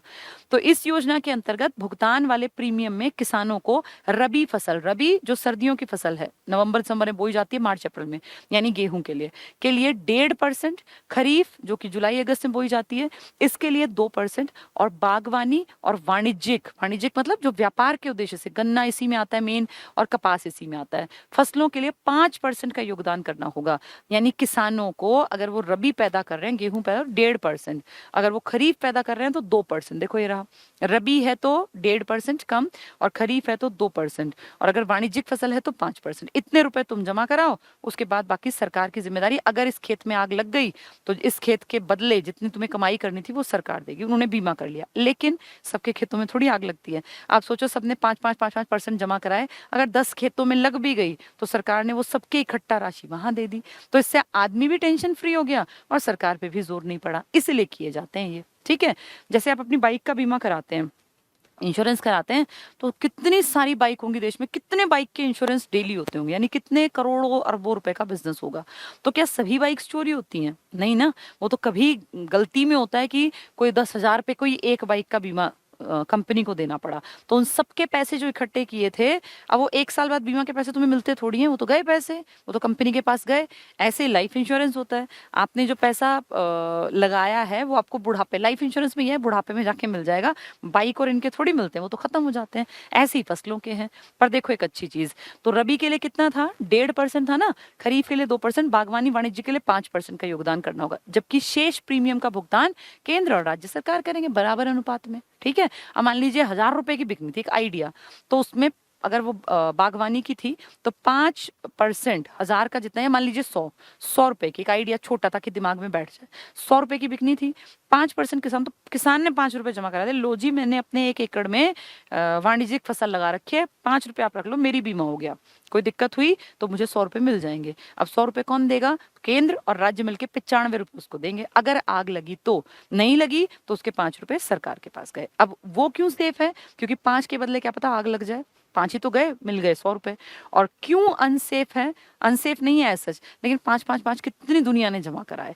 तो उस तरह देखें तो ये शेयर जो है ना, रिस्क जो है वो बट गया, इसलिए फायदा है। नेक्स्ट देखें, राज्य सरकार, आपकी हरियाणा सरकार ने किसानों से वाणिज्यिक फसल कपास पर 5% प्रीमियम के स्थान पर 2% प्रीमियम लेने का निर्णय किया, ताकि कपास की बढ़ोतरी की जाए। कपास आपका सबसे ज्यादा कहाँ होता है? सिरसा में। 2 तरह का कपास है, अमेरिकन कपास रेशा और एक अपना देसी। देसी की क्वालिटी उतनी अच्छी नहीं होती ना, वो लंबा होता। अमेरिकन कपास की जो रेशा है ना, वो लंबा होता है, ये कल मैंने बताया था आपको। मृदा स्वास्थ्य प्रबंधन, मृदा स्वास्थ्य क्या है? मिट्टी का स्वास्थ्य। मिट्टी का स्वास्थ्य कैसा? जैसे इंसान का स्वास्थ्य कब ठीक होता है, जब उसकी बॉडी में vitamin, minerals, protein, calcium, magnesium, iron, zinc सब कुछ ठीक ठाक हो। ऐसे ही मिट्टी भी तब ठीक होती है जब उसमें कैल्शियम, फास्फोरस, नाइट्रोजन, जितनी चीजें चाहिए वो सब हो। अगर उसमें कमी आ गई तो मिट्टी में कमी आ गई, और मिट्टी में कमी आ गई तो फसलें खराब होंगी, कभी गन्ना खराब होगा, कभी धान खराब होगा। देखा होगा ना, बहुत बार इनमें रोग लग जाते हैं, तो बहुत बड़ा कारण यही है। इसके लिए किया गया मृदा स्वास्थ्य प्रबंधन। मृदा स्वास्थ्य कार्ड योजना की शुरुआत 2015 को प्रधानमंत्री ने राजस्थान से की। इसका मुख्य उद्देश्य क्या है? इसका मुख्य उद्देश्य मिट्टी में पोषक तत्वों की कमी का समाधान और मिट्टी परीक्षण पर आधारित पोषक प्रबंधन को बढ़ावा देना। तो जैसे शरीर में कमी आती है, ऐसे मिट्टी में भी कमी आ जाती है, और उस मिट्टी की कमी को ठीक करने के लिए मृदा प्रबंधन किया जाता है। यानी मिट्टी के स्वास्थ्य के प्रबंधन के लिए आपके पीएम ने राजस्थान के सूरतगढ़ से लॉन्च किया कि भाई मिट्टी के भी स्वास्थ्य का ध्यान रखो, जब मिट्टी ठीक होगी तभी तो फसलें अच्छी होंगी, तो इसके लिए दिया ये। ठीक है, इसमें क्या किया, चरण बताए हैं, इतने पुराने चरण कोई नहीं आएंगे, ये अब चल ही रहा है। मौसम आधारित फसल बीमा योजना। मौसम आधारित क्या होती है? ये कहा गया कि भाई जैसे रबी है तो उसका मौसम अलग है, खरीफ अलग है, तो मौसम पे आधारित बीमा हम करेंगे। जिस फसल की जैसी ऐसी इंपॉर्टेंस होगी उसके हिसाब से बीमा करते रहेंगे। तो 9-10 पुरानी बात हो गई। रबी फसल के दौरान सबसे पहली बार रबी के लिए यानी गेहूं के लिए, तो रबी फसल के दौरान राज्य में पहली बार मौसम आधारित फसल बीमा योजना लागू की गई। राज्य के 12 जिलों में चल रही है। तो पूछ लेंगे, मौसम आधारित फसल बीमा योजना सबसे पहले किस फसल के लिए लागू की गई? खरीफ, जायद या रबी? तो आप कहोगे रबी, और रबी में गेहूं के लिए। ठीक है, ये योजना पैदावार मानकों पर आधारित ना होकर मौसम पर आधारित है कि भाई मौसम अच्छा है बुरा है, जैसे वर्षा, तापमान, शुष्कता आदि पर आधारित है। धान और गेहूं इस योजना की प्रमुख फसलें हैं। धान पे पहले आई या गेहूं? पहले रबी पे आई, तो पहले गेहूं के लिए आई। इसमें ये नहीं फर्क पड़ता कि प्रोडक्शन कितना हुआ, इसमें ये देखना है कि बारिश तो नहीं होगी, मानसून कैसा रहा, टेम्परेचर कैसा रहा। ठीक है, विनिर्मित राष्ट्रीय कृषि बीमा योजना, इसमें वही है कि गेहूं धान का बीमा कर दो ताकि अगर कहीं कोई गड़बड़ हो तो भी किसान सेफ रहें। सेम ही है ये योजना पहली बार करनाल और कैथल जिलों में लागू की गई, परंतु बाद में इसे रोहतक और जींद में भी कार्यान्वित किया गया। इसमें 40 से 75% तक अनुदान दिए जाने का प्रावधान है। इसमें गेहूं और धान को शामिल किया गया कि गेहूं और धान का जो है बीमा रखो ताकि कोई भी दिक्कत हो जाए तो किसान को भूखा ना मरना पड़े। ठीक है, राष्ट्रीय कृषि विकास योजना, हमारी खेती के दौरान बहुत सारी चीजें जो है ना वो नुकसान में आती हैं। जैसे जब खेती की जाती है तो सिंचाई के लिए पानी एक जगह ट्यूबवेल लगाया, और मान लीजिए उसके 5 खेत 5 एकड़ के बाद छठे एकड़ में पानी पहुंचाना है, तो वो क्या करेंगे, इन 5 खेतों के बीचों बीच में से, देखा होगा ना आपने, सबको पता होगा कैसे वो लोग उसको एक बड़ा सा नाला टाइप बना लेंगे और उसमें से पानी को चलाएंगे। अब उन 5 एकड़ जमीन क्रॉस करके छठी एकड़ में जाके पानी को पहुंचाना है, तो उस पानी को देखो कितना धीरे धीरे जाएगा, और उस उतनी लंबे जो वो खोद दिया उसने वहां तक ले जाने के लिए मिट्टी में, वो कितना पानी उसने एब्जॉर्ब कर लिया। और जिसको नहीं चाहिए था पानी, उस फसल तक भी कितनी बार पानी टूट गया। कभी ऐसा सुना है ना आपने, कितनी बार आप लोग जानते भी हैं, पानी बिना बात भी नुकसान में जाता है। जिस फसल को नहीं चाहिए था पानी, वहां पानी भर गया, फसल भी बर्बाद हुई, पानी वेस्ट हुआ। तो सरकार ने कहा भाई थोड़े प्रोजेक्ट इस तरह के चलाओ कि लोगों को एक जगह से दूसरी जगह पानी ले जाने में दिक्कत ना आए। तो प्लास्टिक के पाइप्स बिछाने का प्रावधान, आजकल आप देखते होंगे गाँव में प्लास्टिक के पाइप्स बिछाए जा रहे हैं। ऐसे ही कहा कि बीज अच्छी क्वालिटी का यूज करना चाहिए, बिजली उनको टाइम टू टाइम मिलती रहे जब जरूरत हो। तो इस तरह की कुछ बेसिक चीजें हैं जिस पे सरकार काम कर रही है। अब ये कह रहे हैं राष्ट्रीय कृषि विकास, तो देश के लिए है, आपके अकेले की नहीं है। ये योजना केंद्र और राज्य के मध्य 60-40 के अनुपात की भागीदारी, कि 60% योगदान हम देंगे, मतलब पैसे का 40% राज्य लगा लेगा, तो क्रियान्वित है। राज्य में ये योजना 2007-8 में शुरू की गई। इस योजना के अंतर्गत किसानों को क्या सुविधा दी? पहला, भूमिगत पाइपलाइन प्रणाली बिछाने के लिए सहायता, तो राज्य सहायता करेगा भूमिगत अंडरग्राउंड में पानी के लिए ले जाने के लिए, पाइपलाइन बिछाने के लिए। फव्वारा सिंचाई प्रणाली लगाने के लिए सहायता मिलेगी, तो फव्वारे में भी तो वही पाइप लगते हैं ना, बिछते हैं और फव्वारा लगता है, इसके लिए सहायता करेंगे। मृदा स्वास्थ्य को बढ़ाने के लिए अनुदान पर बीज आपूर्ति की जाएगी, यानी सब्सिडी पे अच्छी क्वालिटी के सीड्स मुहैया कराए जाएंगे। सीड्स का भी तो योगदान होता है, घटिया बीज होगा तो फसल खराब होगी, बीज अच्छा होगा तो फसल बढ़िया होगी। और बीज अच्छा खराब कैसे होता है बहुतों को तो पता ही नहीं होगा। हर एक दाने का मॉइस्चर का कंटेंट सही होना चाहिए, चाहिए। अगर वो कम है तो फसल अच्छी नहीं होगी, अगर वो ज्यादा है तो फसल अच्छी नहीं होगी। मेरे ख्याल 14% के आसपास की बात जो मुझे याद है, जो मैंने बहुत पहले पढ़ी थी कि 14% मॉइस्चर होना चाहिए, उससे कम और ज्यादा। अब जैसे हमारे यहाँ बेचारे किसान गरीब हैं, पढ़े लिखे उतने होते नहीं, उनको पता नहीं है, वो अपने गेहूं को स्टोर करके रख लेते हैं, उन्हें पता ही नहीं कि उसका मॉइस्चर उड़ गया, मॉइस्चर उड़ के इतना कम हो गया कि जब वो खेत में उसको डाल रहे हैं तो आने वाली जो फसल होगी वो उतनी बढ़िया नहीं हो पाएगी। तो इन सब के बारे में भी नॉलेज होनी चाहिए, ठीक है। तो अनुदान पर बीज उन्नत कृषि कार्यों का प्रभाव दर्शाने और जागरूकता लाने के लिए प्रत्येक जिले में एक आदर्श कृषि ग्राम विकसित, कि हर एक जिले में आदर्श कृषि ग्राम, की जहाँ पे खेती को लोग आदर्श माने और दूर दूर से लोग उनको देखने आए कि यार देखो कितनी बढ़िया खेती कर रहे हैं, ऐसा हमारी सरकार का प्रोजेक्ट। तो अंडरग्राउंड पाइपलाइन बिछवा दो और अच्छी क्वालिटी के बीज मुहैया करा दो, मतलब बेसिक चीजें हैं कि जिनसे किसान जो है अच्छी फसल ले सके। राष्ट्रीय खाद्य सुरक्षा, ये देश के लिए है, राष्ट्रीय खाद्य सुरक्षा मिशन, ताकि लोगों को गेहूं और दाल को इसमें मेन कंसीडर किया, ताकि लोगों को एक सुरक्षा मिली रहे, खाने की गारंटी मिल रही है, इसके बढ़ोतरी के लिए 2007-8 में राज्य में केंद्र प्रायोजित, यानी पैसा केंद्र लगा रहा है, राष्ट्रीय सुरक्षा मिशन चालू है। इसके अंतर्गत 2 फसलें गेहूं और दालों को शामिल किया गया। पेपर में आ जाएगा राष्ट्रीय खाद्य सुरक्षा मिशन की 2 मुख्य फसलें, पहला ऑप्शन गेहूं चावल, दूसरा चावल दाल, तीसरा गेहूं दाल, चौथा सब्जी और फल। तो जिसने पढ़ रखा है उसको पता है राष्ट्रीय खाद्य सुरक्षा मिशन का टारगेट है दाल और रोटी, यानी गेहूं और चावल, ठीक है। अभी हम पढ़ रहे थे रबी और खरीफ की फसलों के लिए अलग अलग, वो अलग बात थी, ये अलग बात है, कहीं इकट्ठा कर डालो। तो गेहूं और दाल के लिए राष्ट्रीय खाद्य सुरक्षा, भाई गेहूं और रोटी और दाल याद कर लो ना, गेहूं और दाल के लिए। राज्य के 7 जिलों को राष्ट्रीय खाद्य सुरक्षा मिशन में गेहूं के अंतर्गत शामिल किया गया और दालों के लिए 5 जिलों को, ठीक है। हरियाणा में कृषि से संबंधित प्रमुख संस्थाएं, वो तो प्रोजेक्ट्स थे, एक बार फिर पढ़ोगे ना पीडीएफ में फिर आसान दिखेंगे। अब ये कह रहे हैं कि हरियाणा में कृषि से संबंधित प्रमुख संस्थाएं कौन सी हैं, कोई बीज के लिए काम कर रही है, कोई सिंचाई के लिए काम कर रही है, कोई मंडियों के लिए काम कर रही है, तो उनके बारे में पढ़ेंगे। पहला, हरियाणा राज्य बीज प्रमाणीकरण संस्था। अभी मैंने एग्जाम्पल दिया कि बीज की क्वालिटी बहुत मैटर करती है, आम किसान को ये पता ही नहीं होता। बीज की क्वालिटी अच्छी होगी तभी अगली फसल भी अच्छी होगी। अब बीजों का प्रमाणीकरण, भाई ये ठीक बीज है कि नहीं है इस इलाके में। जैसे जब हरित क्रांति आई थी तो बीजों के ऊपर तो बहुत ज्यादा ध्यान दिया गया था ना, हाई यील्डिंग वैरायटी के बीज डाले गए थे और वो बाहर स्पेशल तरीके से तैयार किए गए थे, ऐसे नहीं नॉर्मल गेहूं डाल के हरित क्रांति आई, नहीं, हाई यील्डिंग वैरायटी। मैं आपको बता दूं, आप लोग अपने घर में जो बड़े बूढ़े उनसे पूछना, एक दौर था जब इंडिया गेहूं में डिपेंडेंट था अंग्रेज इसके अमेरिका के ऊपर, और अमेरिका से इतना गंदा गेहूं यहाँ भेजा था, लाल गेहूं बोलते थे उसको, हमारी दादी वगैरह के टाइम के लोग बताते थे कि इतना घटिया गेहूं था वो, लाल रंग का छोटा सा दाना, बहुत मोटा छोटा दाना लाल रंग का, लाल गेहूं अमेरिका हमारे यहाँ वेस्टेज की तरह दिया करता था, और हम उसकी तरफ आंख उठा के बैठ रहे थे कब वहां से गेहूं आएगा और हमारा पेट भरेगा।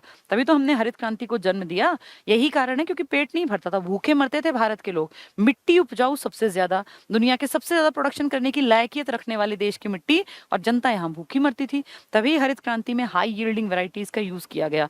ये सब बातें 1966 के बाद की हैं, तो आपके यहाँ भी बीज प्रमाणीकरण के ऊपर काम हुआ होगा, तभी की बात कर रहे हैं ये।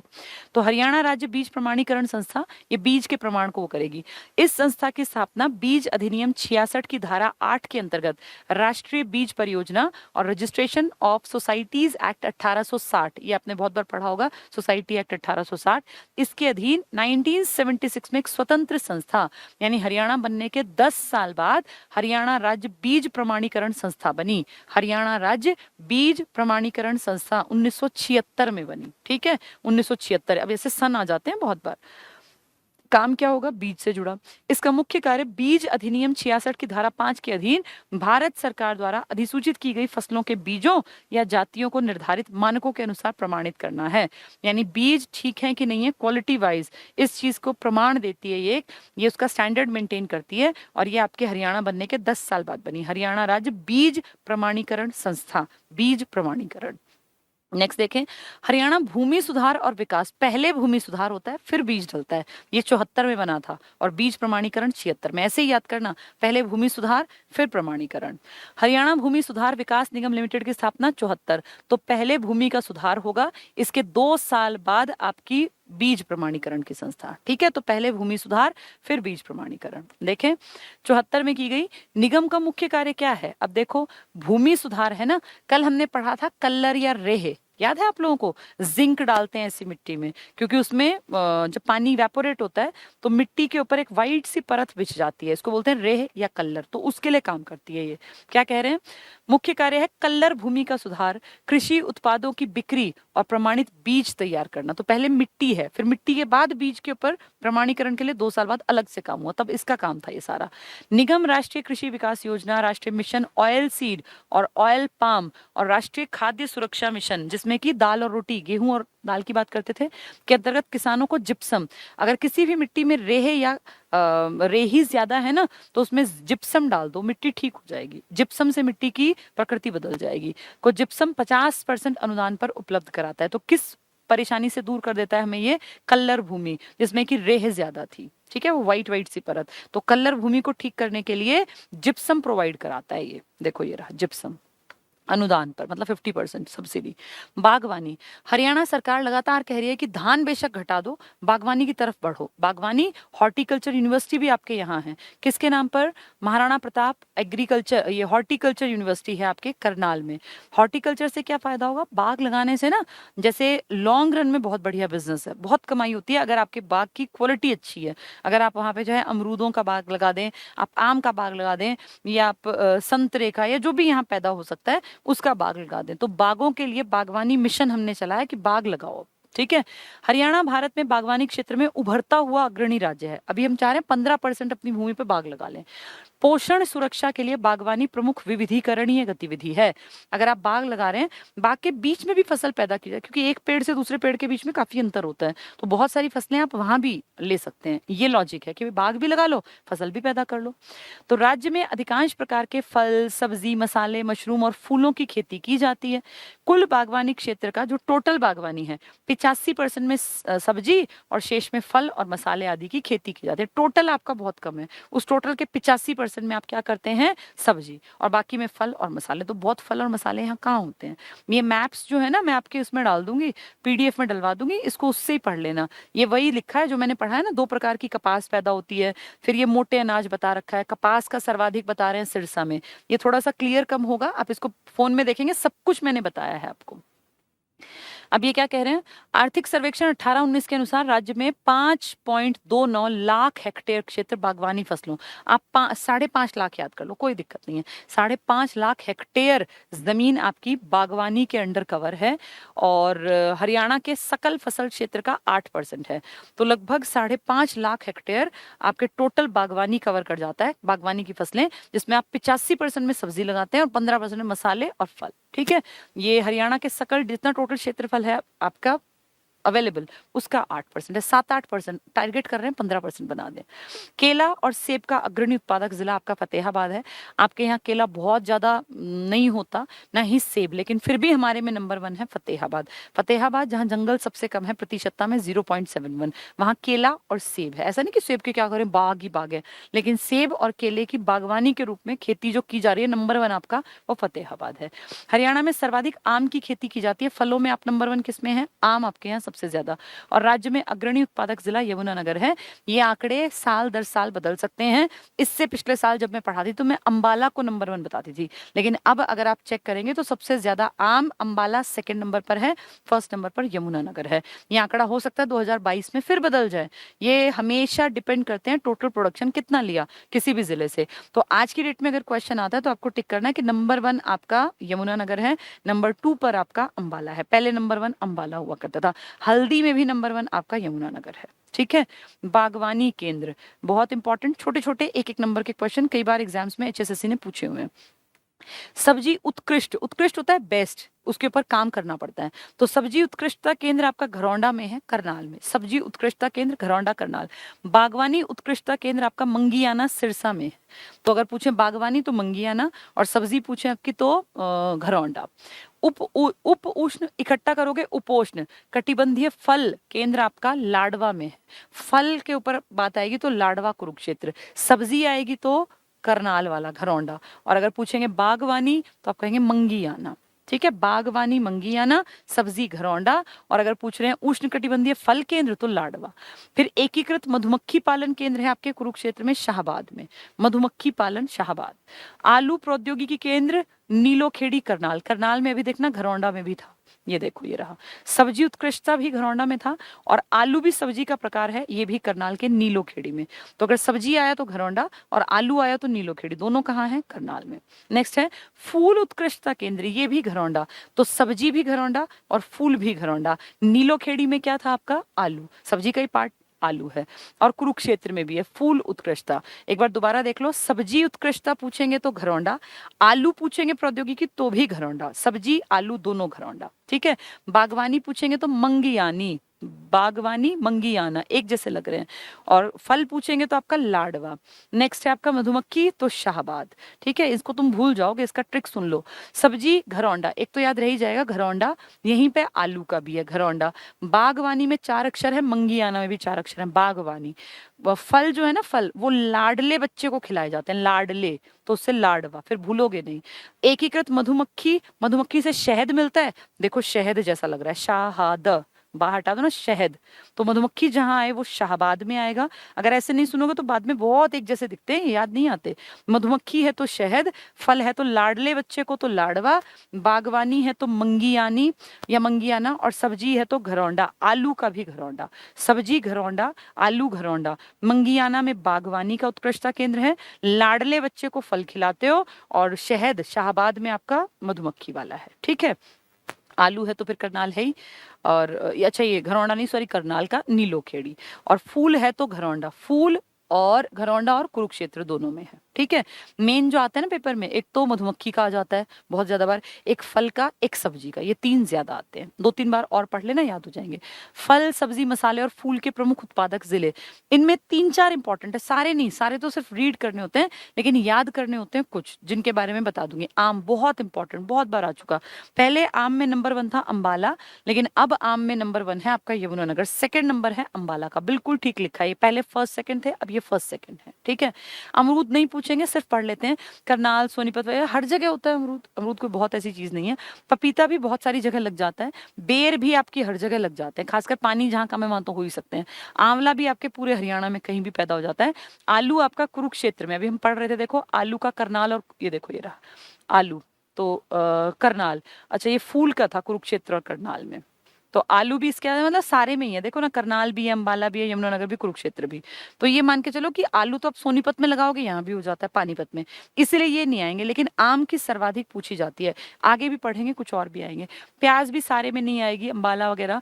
फूल गोभी भी कई जगह है। कुकर बिट्स ये पूछ लेते हैं कई बार, ये कद्दू को बोलते हैं, तो बच्चा सोचता है पता नहीं क्या है, कुकर बिट्स कद्दू को बोलते हैं, कद्दू है ना, पेठा जिसको बोलते हो, ये तो कुकर बिट्स सबसे ज्यादा आपके करनाल का याद कर लो, ठीक है। बाकी ये तो कहीं पैदा हो जाता है। हल्दी बहुत इंपॉर्टेंट है, बहुत ज्यादा बार आ चुका है एचएसएससी में। हल्दी को टर्मरिक भी बोलते हैं, टर्मरिक। ये नंबर 1 है आपका यमुनानगर, यमुनानगर, अंबाला, कुरुक्षेत्र, ऊपर की बेल्ट में हल्दी है। अंबाला यानी यमुनानगर ना 2 चीजों में नंबर 1 हो गया अब तक के टेबल में। किस में? एक आम में और एक हल्दी में, टर्मरिक में। बहुत इंपॉर्टेंट है, दोनों पूछे जाते हैं। मिर्च नहीं पूछी जाती, यमुनानगर करनाल सब जगह होती है। लहसुन भी सारी बेल्ट में है, गुलाब भी हर जगह है, गेंदा भी। ग्लेडियोलस ये पूछा जाता है, हरियाणा में सबसे ज्यादा जो फूल की खेती की जाती है, फूलों के प्रकार है ना, वो सबसे ज्यादा ग्लेडियोलस की खेती की जाती है। ग्लेडियोलस फूल आप समझ लीजिए, जो आपने बुके देखे होंगे ना, उसमें एक तो गुलाब लगता है, एक पीछे नहीं लगता सफेद सफेद और पीले पीले रंगों के, ऐसे लंबी सी डंडी होती है, उससे फ्लावर्स होते हैं, वो ग्लेडियोलस का फ्लावर है। सबसे ज्यादा सोनीपत में है, देखो ये रहा ग्लेडियोलस सोनीपत में। तो ग्लेडियोलस फूलों में, बुके में यूज होता है, ये सोनीपत में है। कुकर बेट्स जिसको आप कद्दू कहते हैं, करनाल में है वो। और सबसे ज्यादा आपका हल्दी और आम पूछ ले तो पहला नंबर यमुनानगर का, सेकंड नंबर अंबाला का। ये इंपॉर्टेंट में है, पढ़ने सारे चाहिए लेकिन वो इस तरह नहीं, ये आने वालों में से है। अच्छा इसमें एक मेहंदी मैंने नहीं लिखी, मेहंदी भी कई बार आती है, मेहंदी को हिना बोलते हैं, वो सबसे ज्यादा आपके फरीदाबाद में है। तो मेहंदी या हिना फरीदाबाद में। अगर पूछे हल्दी तो यमुनानगर में, आम कहें तो भी यमुनानगर में, कुकर बिट्स कहें, अगर कद्दू कहें तो आपके करनाल में। और सोनीपत में फ्लावर कौन सा? ग्लेडियोलस। ग्लेडियोलस सबसे ज्यादा यहाँ पैदावार होती है, ठीक है। बागवानी से संबंधित प्रमुख योजनाएं क्या है? भाव, अब जैसे बागवानी में किसानों ने कहा हम पैदा तो कर लें, पर हमारे बागों में जो हम पैदा कर रहे हैं इसका भाव हमें नहीं मिला तो हम तो फंस जाएंगे। मान लीजिए हमने यहाँ कुछ लगा लिया और वो बिका नहीं मार्केट पे, तो हमारी तो फसल बर्बाद। तो सरकार ने कहा हम एक काम करते हैं, अगर आपका भाव आपको नहीं मिलता तो जितना मिल रहा है और जितना मिलना चाहिए, मान लीजिए आपको 10 रुपए मिलने चाहिए, मार्केट से मिल रहा है आपको 6, ₹4 का अंतर हम भरेंगे, सरकार कह रही है हम भरेंगे। तो यही है भावांतर भरपाई योजना, बागवानी से जुड़ी। हरियाणा सरकार द्वारा प्रारंभ की गई भावांतर भरपाई योजना 2018 से प्रभावी हुई है 2 साल पहले। इसका मुख्य उद्देश्य बाजार में बागवानी उत्पादों की कम कीमत, भाई डर लगता है ना नई चीज पैदा करे ना बिके, इसके जोखिम को कम करना और कृषि में लोग अलग अलग तरीके से खेती करें, विविधीकरण के लिए किसानों को प्रेरित करना। तो भावांतर भरपाई योजना, पीछे इसमें टमाटर और इनको भी, प्याज को भी इंक्लूड किया गया था। ये मेनली बागवानी में, भाई आप जोखिम ले रहे हो तो अगर कोई कमी रह गई, आपको भाव नहीं मिला, तो वो सरकार आपको देगी। लेकिन फिर इसके लिए ना लिस्ट बना दी सरकार ने कि सिर्फ इनकी भावांतर करेंगे, हर चीज का नहीं करेंगे। बागवानी विजन दस्तावेज, अब कह रहे हैं कि बागवानी का विजन एक बना रहे हैं कि आने वाले 10 सालों में, 15 सालों में बागवानी में जो आज आपकी सिर्फ कुछ हेक्टेयर है ना एरिया, और उसके 85% पे आप सब्जी लगा लेते हैं, फिर जो बच गया उस पर फल और ये सब लगाते हैं, तो कह रहे हैं हम उसके पोर्शन को टोटलिटी में बढ़ाएंगे। हम कोशिश करेंगे टोटल हरियाणा के 15% हिस्से पर बाग लगे फल और सब्जियों के। तो क्या कह रहे हैं, ये विजन है हमारा, मतलब दूरदर्शी हम एक प्लान बना रहे हैं। हरियाणा सरकार ने अगले 15 वर्षों में बागवानी के क्षेत्र को 2 गुना और उत्पादन को 3 गुना, तो जितना आपका 7-8% तो था, अभी 8 पॉइंट कुछ परसेंट, तो आप लगा लो उसको हम दुगुना करने वाले हैं, और प्रोडक्शन को 3 गुना करने के लिए वर्ष 2030 तक, यानी अगले 10 सालों में बागवानी विजन तैयार किया है। इस परिकल्पना के अनुसार वर्तमान में बागवानी के अंतर्गत कुल कृषि क्षेत्र को 7.5 के स्थान पर 15% लाया जाएगा, दुगना कर देंगे। कहीं ये 7.5 लिखा है, कहीं 8% तक भी लिखा है, तो आप ये लगा लो कि 15-16 टोटल जितनी आपकी जमीन है जिसपे खेती करते हैं, उसके 15 से 16% हिस्से पर आप बागवानी का प्रोजेक्ट चाह रहे हैं सरकार 2030 तक। अगर इसमें हमें डर लगा, हम एक जोखिम है, तो कह रहे हैं हम भावांतर भरपाई योजना के तहत आपको कवर करेंगे, आपके भाव को पूरा देंगे। लेकिन अब बात यह है ना, वो भाव कहने में देना और असलियत में मिलना 2 अलग बातें हैं। चलिए, बागवानी फसलों में अनुसंधान गतिविधियों को बढ़ावा, कि भाई रिसर्च करो यहाँ क्या, और अब खुद सोचो कि सेब कोई ऐसा फल हमें नहीं लगता ना कि हरियाणा में, लेकिन सेब और केले में आपका नंबर 1 फतेहाबाद है। धीरे धीरे लोग ना गाँव में भी बाग लगाने लग गए। तो क्या कह रहे हैं, बढ़ावा देने के लिए सरकार ने करनाल में बागवानी यूनिवर्सिटी की स्थापना कर दी। वहाँ स्टूडेंट्स पढ़ेंगे, तो जो यहाँ के बच्चे पढ़ेंगे तो उनको चीजें समझ में भी तो आएंगी ना, फिर उसका फायदा यहाँ के लोगों को मिलेगा। क्या नाम रखा है इस बागवानी यूनिवर्सिटी का, Maharana Pratap horticulture university, Maharana Pratap horticulture बागवानी विश्वविद्यालय। ठीक है। नेक्स्ट है पशुधन हरियाणा, ये पुराना है, मैं इसको नहीं कराऊंगी। देखो पशुगणना जनगणना थी ये 2012 की, अब 2019 में नया लाइवली स्टॉक सेंसस आ गया, नई पशुगण जो गिनती की गई पशुओं की, उसके आंकड़े आ गए, और ये पेपर में आते रहते हैं। सर्वाधिक भैंस, सबसे कम भैंस, सबसे ज्यादा गाय, सबसे ज्यादा सुअर, आया भी था ना सुअर वाला, तो सबसे ज्यादा खच्चर, सबसे ज्यादा गधे, सबसे ज्यादा कुत्ते, सबसे ज्यादा बिल्ली। बिल्लियों की पहली बार सेंसस में बिल्लियां भी गिनी गई, तो हर जगह जा जाके बिल्लियां, मतलब थोड़ा टफ लगता है लेकिन किया गया। आपके यहाँ ना मैं बता दूं, भैंसों की टोटल आबादी घटी मिली है। कारण आप कह रहे हैं कि हरियाणा के किसान संख्या के ऊपर काम नहीं कर रहे, क्वालिटी के ऊपर काम कर रहे हैं। अब देखो क्या कह रहे हैं क्या नहीं कह रहे। पशुधन इसमें से नहीं पढ़ा रही हूँ, पुराने आंकड़े हैं, सब पुराना है। देखो 16, 20, अब तो 19 वाला पढ़ेंगे, ये सब पुराना है, 15 तक का है ये सारा। तो अब इसको पढ़ने का तुक नहीं है ना, क्योंकि ये सब चीजें बदल गई हैं। पशुधन 12 के अनुसार है, अब आएगा 19 के अनुसार। ठीक है। बागवानी, ये बागवानी भी आप पढ़ोगे ना अपने उसमें, तो आपको समझ में आ जाएगा सारा। कैटल ऑफ हरियाणा, ये पुराना है, इसको नहीं देखेंगे, ये 2012 का है, तो उसको नहीं देखेंगे। पशुओं की नस्लें पढ़ लेते हैं, इन पे कोई असर नहीं आता, चाहे इनकी गिनती कभी भी कर लो, नस्लें तो सेम रहेंगी। पेपर में आपने देखा होगा कई बार 4 नस्ल की चीजें आती है, कहते हैं इनमें से कौन सी गाय की नस्ल है, तो भैंस और गाय को मिक्स कर देते हैं, 3-4 बार पढ़नी पड़ती है तब याद होती है। तो भैंसों की नस्लें हैं, मुर्रा आपके हरियाणा में मिलती है, जिसको आप कहते हैं हरियाणा का काला सोना, और इसको एशियन ट्रैक्टर भी कहा जाता है, एशियन ट्रैक्टर, काला सोना, आपकी मुर्रा नस्ल की भैंस। ठीक है। मेनली तो ये जींद के आसपास ज्यादा है, इसलिए उसको मिल्क सिटी भी कह देते हैं जींद को। जाफराबादी भैंस जो है आपके गुजरात की है, काठियावाड़ की जाफराबादी, यहाँ भी मिलती है लेकिन इसका बेस वहां से है। नेक्स्ट है सूरती भैंस, ये बड़ौदा गुजरात की है, पूछ लेंगे कहाँ की है। महसानी, महसाना गुजरात की। तराई जो भैंस की नस्ल है, टनकपुर यूपी की। तो आप देखो ये 4-5 चीजें पढ़नी पड़ती है, मुर्रा, जाफराबादी, सूरती, महसानी, तराई, ये भैंसों की ब्रीड है। मुर्रा तो आप जानते हैं, जाफराबादी, मसानी, तराई, और एक क्या रह गया, सूरती। सूरती भी फेमस है, सूरती, मसानी, तराई, जाफराबादी और मुर्रा सबसे ज्यादा फेमस।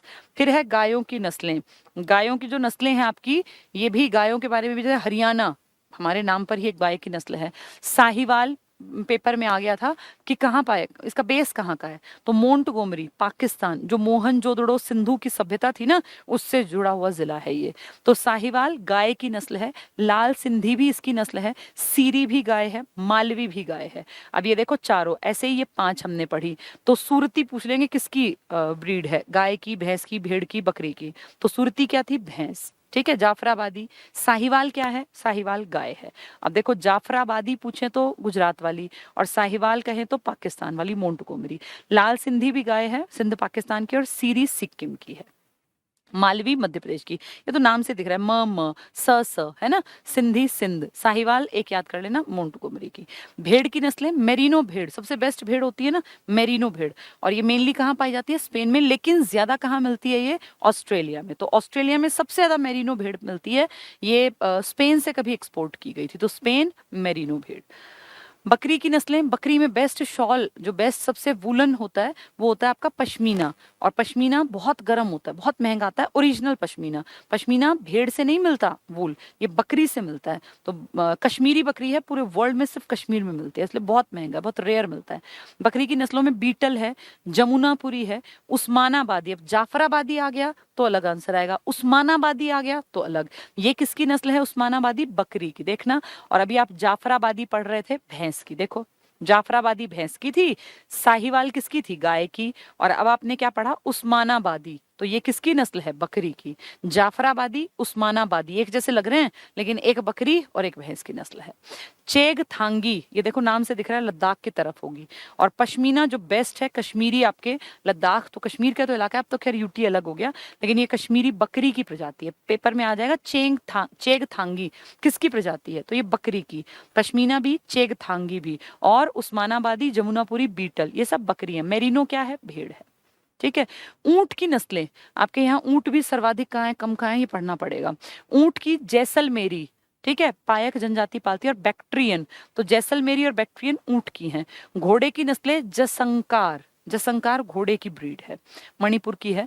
मुर्गी की नस्लें हैं, अशील, कड़कनाथ और नेकेड नेक, ये तो इनके नाम है घोड़े के, मणिपुरी, जसंकार, अशील, कड़कनाथ और नेकेड नेक। अब कड़कनाथ पूछ लेंगे किसकी नस्ल है, तो मुर्गे की नस्ल है कड़कनाथ, नेकेड नेक और अशील।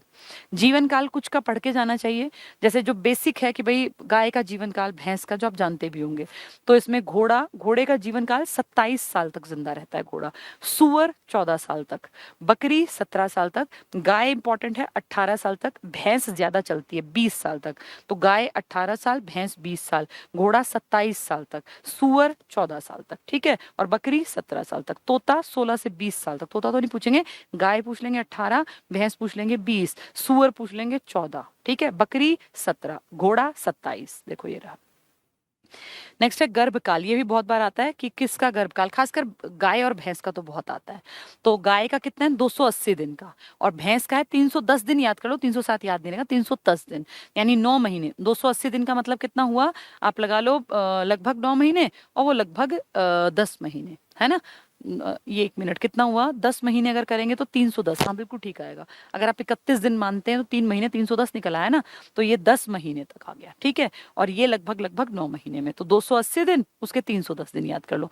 बकरी का 150 दिन का जो इसका गर्भकाल है, इसके बाद इसके बच्चे का जन्म होगा। और सुअर का 115 दिन का, भेड़ का 150 दिन का। तो भेड़ और बकरी तो बराबर इनका गर्भकाल है 150 दिन का, और इसका सुअर का कितना है 115 दिन का। सुअर जिंदा कितना रहता है, 14 साल तक, ठीक है। बकरी 17 साल, घोड़ा 27 साल, गाय 18 साल, भैंस 20 साल, और तोता तो कोई पूछने नहीं वाला, 16 से 20 वो उतना इंपॉर्टेंट नहीं है। HSWC, Haryana state warehouse corporation, 1997 गलत है ये, इसको काट देना, ये 1974 आएगा, मैं इसको टेबल में दोबारा भी करवाऊंगी।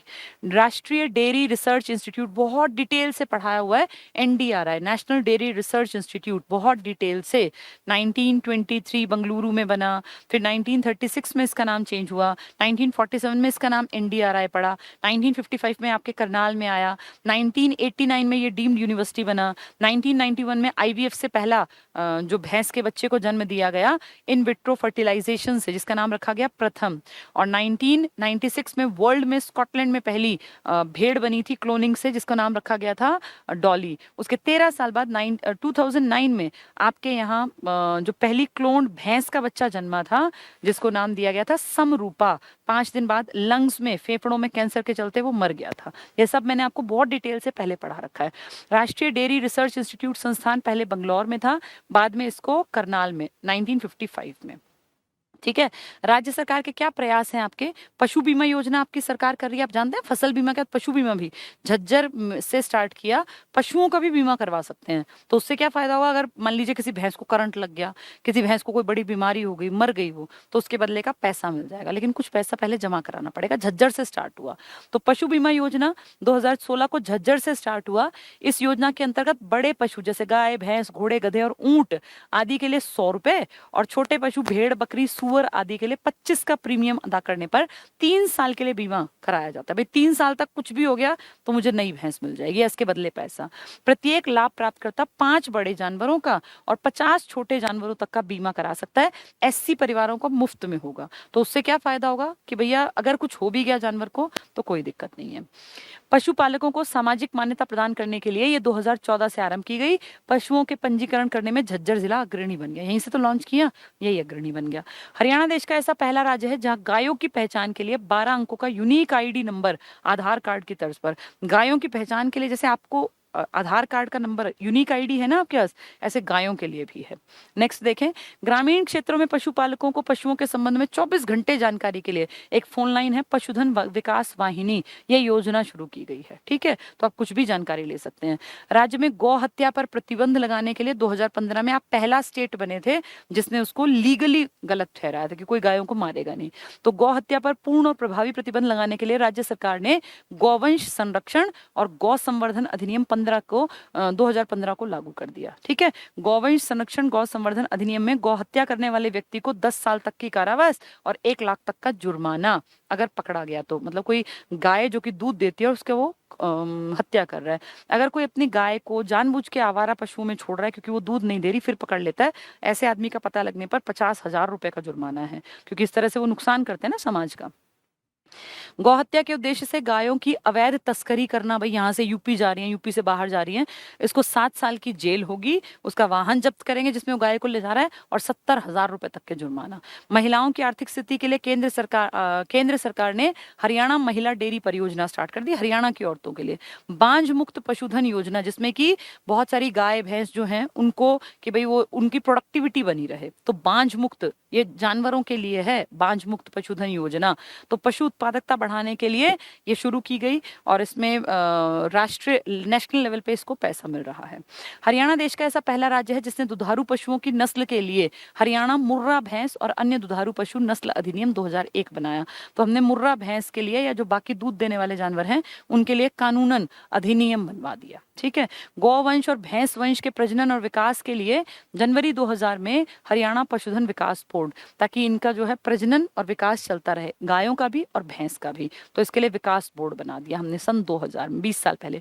एनडीआरआई, राष्ट्रीय दुग्ध डेयरी अनुसंधान संस्थान, हरियाणा के करनाल में है। इसकी स्थापना सब कुछ पढ़ा रखा है ये 1923 में imperial institute of animal husbandry and dairy के रूप में बंगलुरु में की गई।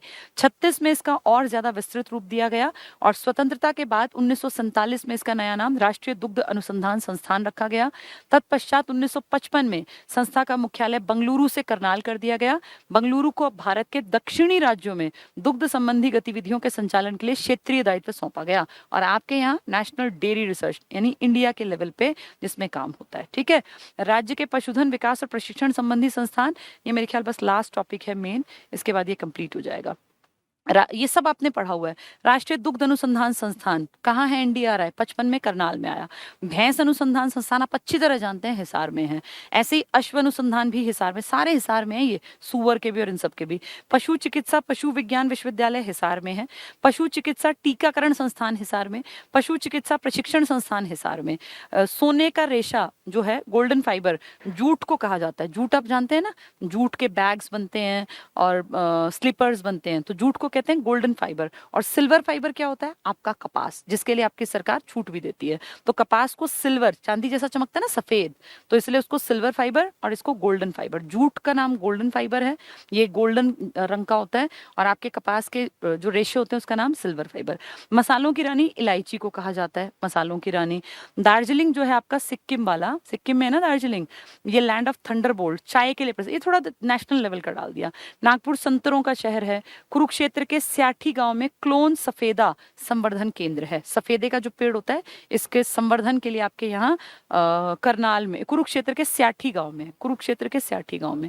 हरियाणा वन विकास निगम दिसंबर 1989 में गठित हुआ। वन विकास, जिसमें कि वनों की बढ़ोतरी के लिए, आपने याद करो, आपका देश में वन नीति आई थी 1988, जिसमें कहा था 33% हिस्से पर वन, तो उसी से अगले साल आपने बना दिया। हरियाणा प्रदूषण नियंत्रण बोर्ड की स्थापना 1977 में हुई, प्रदूषण पे नियंत्रण रहे। पहला ambient air quality monitoring station Faridabad में 2010 में, जो देखेगा कि एयर की क्वालिटी खराब हो रही है, ठीक है, तो कहाँ लगाया आपने पहला? फरीदाबाद। वहां की आबादी ज्यादा है ना, तो एयर क्वालिटी उद्योग ज्यादा है, इसलिए वहां पहला लगाया। हरियाणा में बहुत इंपॉर्टेंट नॉन बायोडिग्रेडेबल एक्ट, यानी ऐसा कूड़ा कचरा जो कि डिग्रेड नहीं होगा, खत्म नहीं होगा, जैसे पॉलिथीन है, कंप्यूटर की चीजें हैं, इसके लिए एक्ट आया 1998 में, और जिसके तहत पॉलिथीन पर पूर्ण प्रतिबंध लगाया गया। ये आप और मैं अच्छी तरह जानते हैं कि कितना प्रतिबंध है। आपके घर के आसपास की दुकानों को देख लीजिए, कहीं भी चले जाइए, 1998 में पूरी तरह से प्रतिबंध कर दिया था इस एक्ट के तहत, लेकिन आज तक हुआ नहीं है। प्रमुख क्रांतियां हैं, ये क्रांतियां जो मैंने दे रखी है ना, नेशनल लेवल से उठा के दे रखी हैं, जो ज्योग्राफी में सर ने आपको पढ़ाई भी होंगी, इनमें कुछ ज्यादा नहीं है। हरित क्रांति है, हरित क्रांति कृषि क्रांति है, गेहूं चावल के लिए है, डॉक्टर नॉर्मन बोरलॉग ने इसमें काम किया, ये सब मैंने बोली हुई चीजें, स्वामीनाथन का को श्रेय जाता है। सुनहरी क्रांति फल के उत्पादन के लिए है, श्वेत दूध के लिए, नीली मछली के उत्पादन के लिए, पीली तिलहन जिसमें कि तेल निकलता है, बादामी क्रांति मसालों के लिए है, लाल क्रांति टमाटर के लिए भी है, मांस के लिए भी है, अमृत क्रांति नदियों के लिए, अमृत पानी, नदियों का पानी अमृत है, तो नदियों को जोड़ो प्रोजेक्ट है ये। भूरी क्रांति गैर परंपरागत ईंधन के उत्पादन में है, और गुलाबी क्रांति मांस में भी है। गुलाबी मांस से ज्यादा, मांस तो लाल में जाता है, गुलाबी मेनली है फार्मास्यूटिकल्स और इन सब के लिए, ठीक है। पशुधन से संबंधित महत्वपूर्ण तथ्य, भारत में सबसे अधिक दूध देने वाली भैंस मुर्रा है, जिसको आप एशियन ट्रैक्टर भी कहते हैं, और काला सोना भी। मत्स्य पालन के लिए वियतनाम के सहयोग से झज्जर में मछली पालन किया जा रहा है, और झज्जर में देखो, आपने पशुओं के बारे में पढ़ा था अभी, ठीक है। पशुओं की मुंहखोरी की बीमारी होती है, जिसमें उसके मुंह और जो उसके खुर होते हैं, इनमें बीमारी लग जाती है और फिर उनकी डेथ भी हो जाती है। तो इस बीमारी से बचाने के लिए पहला राज्य आप है, जहाँ पशुओं को मुंहखोरी की बीमारी से बहुत जल्दी फैलती है, ये एक से दूसरे पशु में। एनडीआरआई में गरिमा नामक कटड़ी को क्लोन से तैयार किया गया, जो कि जिंदा बची, एक समरूपा थी, वो मर गई थी, ठीक है। गरिमा ने फिर आगे जो खुद क्लोन से बनी थी, इसने एक नए बच्चे को जन्म दिया, जिसका नाम रखा महिमा। तो समरूपा बनी थी पहली, पर 5 दिन में मर गई, फिर गरिमा बनी। गरिमा पूरी भैंस के रूप में हमने देखी, और 2-2.5 साल में जाके उसने फिर एक नए बच्चे को जन्म दिया, जिसका नाम है महिमा। तो महिमा ये किससे जन्मी है? गरिमा, जो कि क्लोन से तैयार थी, वो नेचुरल नहीं थी, ठीक है। गायों की सबसे भारी नस्ल क्या है? कांकरेज। गायों की नस्ल पढ़ रहे थे ना, कांकरेज सबसे भारी है। साहिवाल नस्ल की गाय का रंग लाल और भूरा होता है, साहिवाल। सबसे ज्यादा अंडे देने वाली मुर्गी व्हाइट लेग हॉर्न है, व्हाइट लेग हॉर्न। अश्व स्टेलियन केंद्र टोहाना फतेहाबाद। स्टेलियन होता है घोड़े का, जो ये होता है ना, नाल जिसको बोलते हैं, घोड़े की नाल, वो। तो अश्व स्टेलियन केंद्र टोहाना फतेहाबाद में है। और कैटल फीड प्लांट आपके रोहतक में लगाया गया। केंद्रीय poultry performance testing centre Gurgaon में। पोल्ट्री आप जानते हैं मुर्गी पालन को कहा जाता है, ठीक है। चलिए, ये आपका पूरा, इसके बाद क्वेश्चन आंसर्स हैं। ये सारे जो थे ना, ये छोटे छोटे फैक्ट्स थे, इनको सिर्फ रीड करना है, 4-5 बार रीड कर लेना किताब से, समझ में आ जाएगा। जो कॉन्सेप्ट समझने का था वो पशुधन के बारे में था, मिट्टियों के बारे में था, और भौगोलिक संरचना। उम्मीद करती हूँ ये टॉपिक सबकी समझ में आया होगा। अब शाम को मैं एक क्लास लूंगी, जिसमें हम लोग बातचीत करेंगे अपना जो आपके ये प्रोजेक्ट्स हैं ना, बड़े बड़े जिनसे बिजली बनाई जाती है, चाहे वो तापीय हैं, वो जल विद्युत हैं, या वो आपके परमाणु वाले हैं, आज उसके बारे में पढ़ेंगे, ठीक है। चलिए, आज इतना ही। हाँ, अच्छी बात है, याद है तो भैया, जो बस करो जी, कुछ लिख रहे हैं। अब जब पढ़ने का मौका आया है, जब ये लग रहा है कि सिलेबस पूरा कर ले, अब थोड़ा सा पढ़ना पड़ेगा। जैसे ना 1 डेढ़ घंटे की क्लास लेने की आदत डाल लेनी चाहिए अब मेरी क्लासेस आपके यहाँ वेडनेसडे थर्सडे तक ही हो पाएंगी, क्योंकि मैंने कल भी कहा था कि फिर 2 3 दिन मेरी क्लास नहीं होगी, इसलिए मैं डबल डबल क्लास लेके आपके हफ्ते हफ्ते की तैयारी पूरी करा दूंगी। ये तो आपकी मर्जी है ना कि आप इसको कब देखें, कंपल्शन तो है नहीं, जब टाइम लगे तब देख लेना, ठीक है भाई। अगर ये ज्यादा लंबी क्लास होगी 2 किश्तों में देख लेना। अब ये इन्फॉर्मेशन आपके हाथ में है, पढ़ना आपको पड़ेगा। अब जब मन करे तब क्लास को देख लेना, किताब खोल के बैठ जाना, एक बार सुन लेना, फिर उसको अपने आप पढ़ना, फिर याद करना कि कहाँ कितने प्रतिशत क्या है, कौन से प्रोजेक्ट आए। एक बार सुन के चीज समझ में आ जाए फिर खुद पढ़ने पड़ेंगे, ठीक है। चलिए आज के लिए इतना ही, थैंक यू।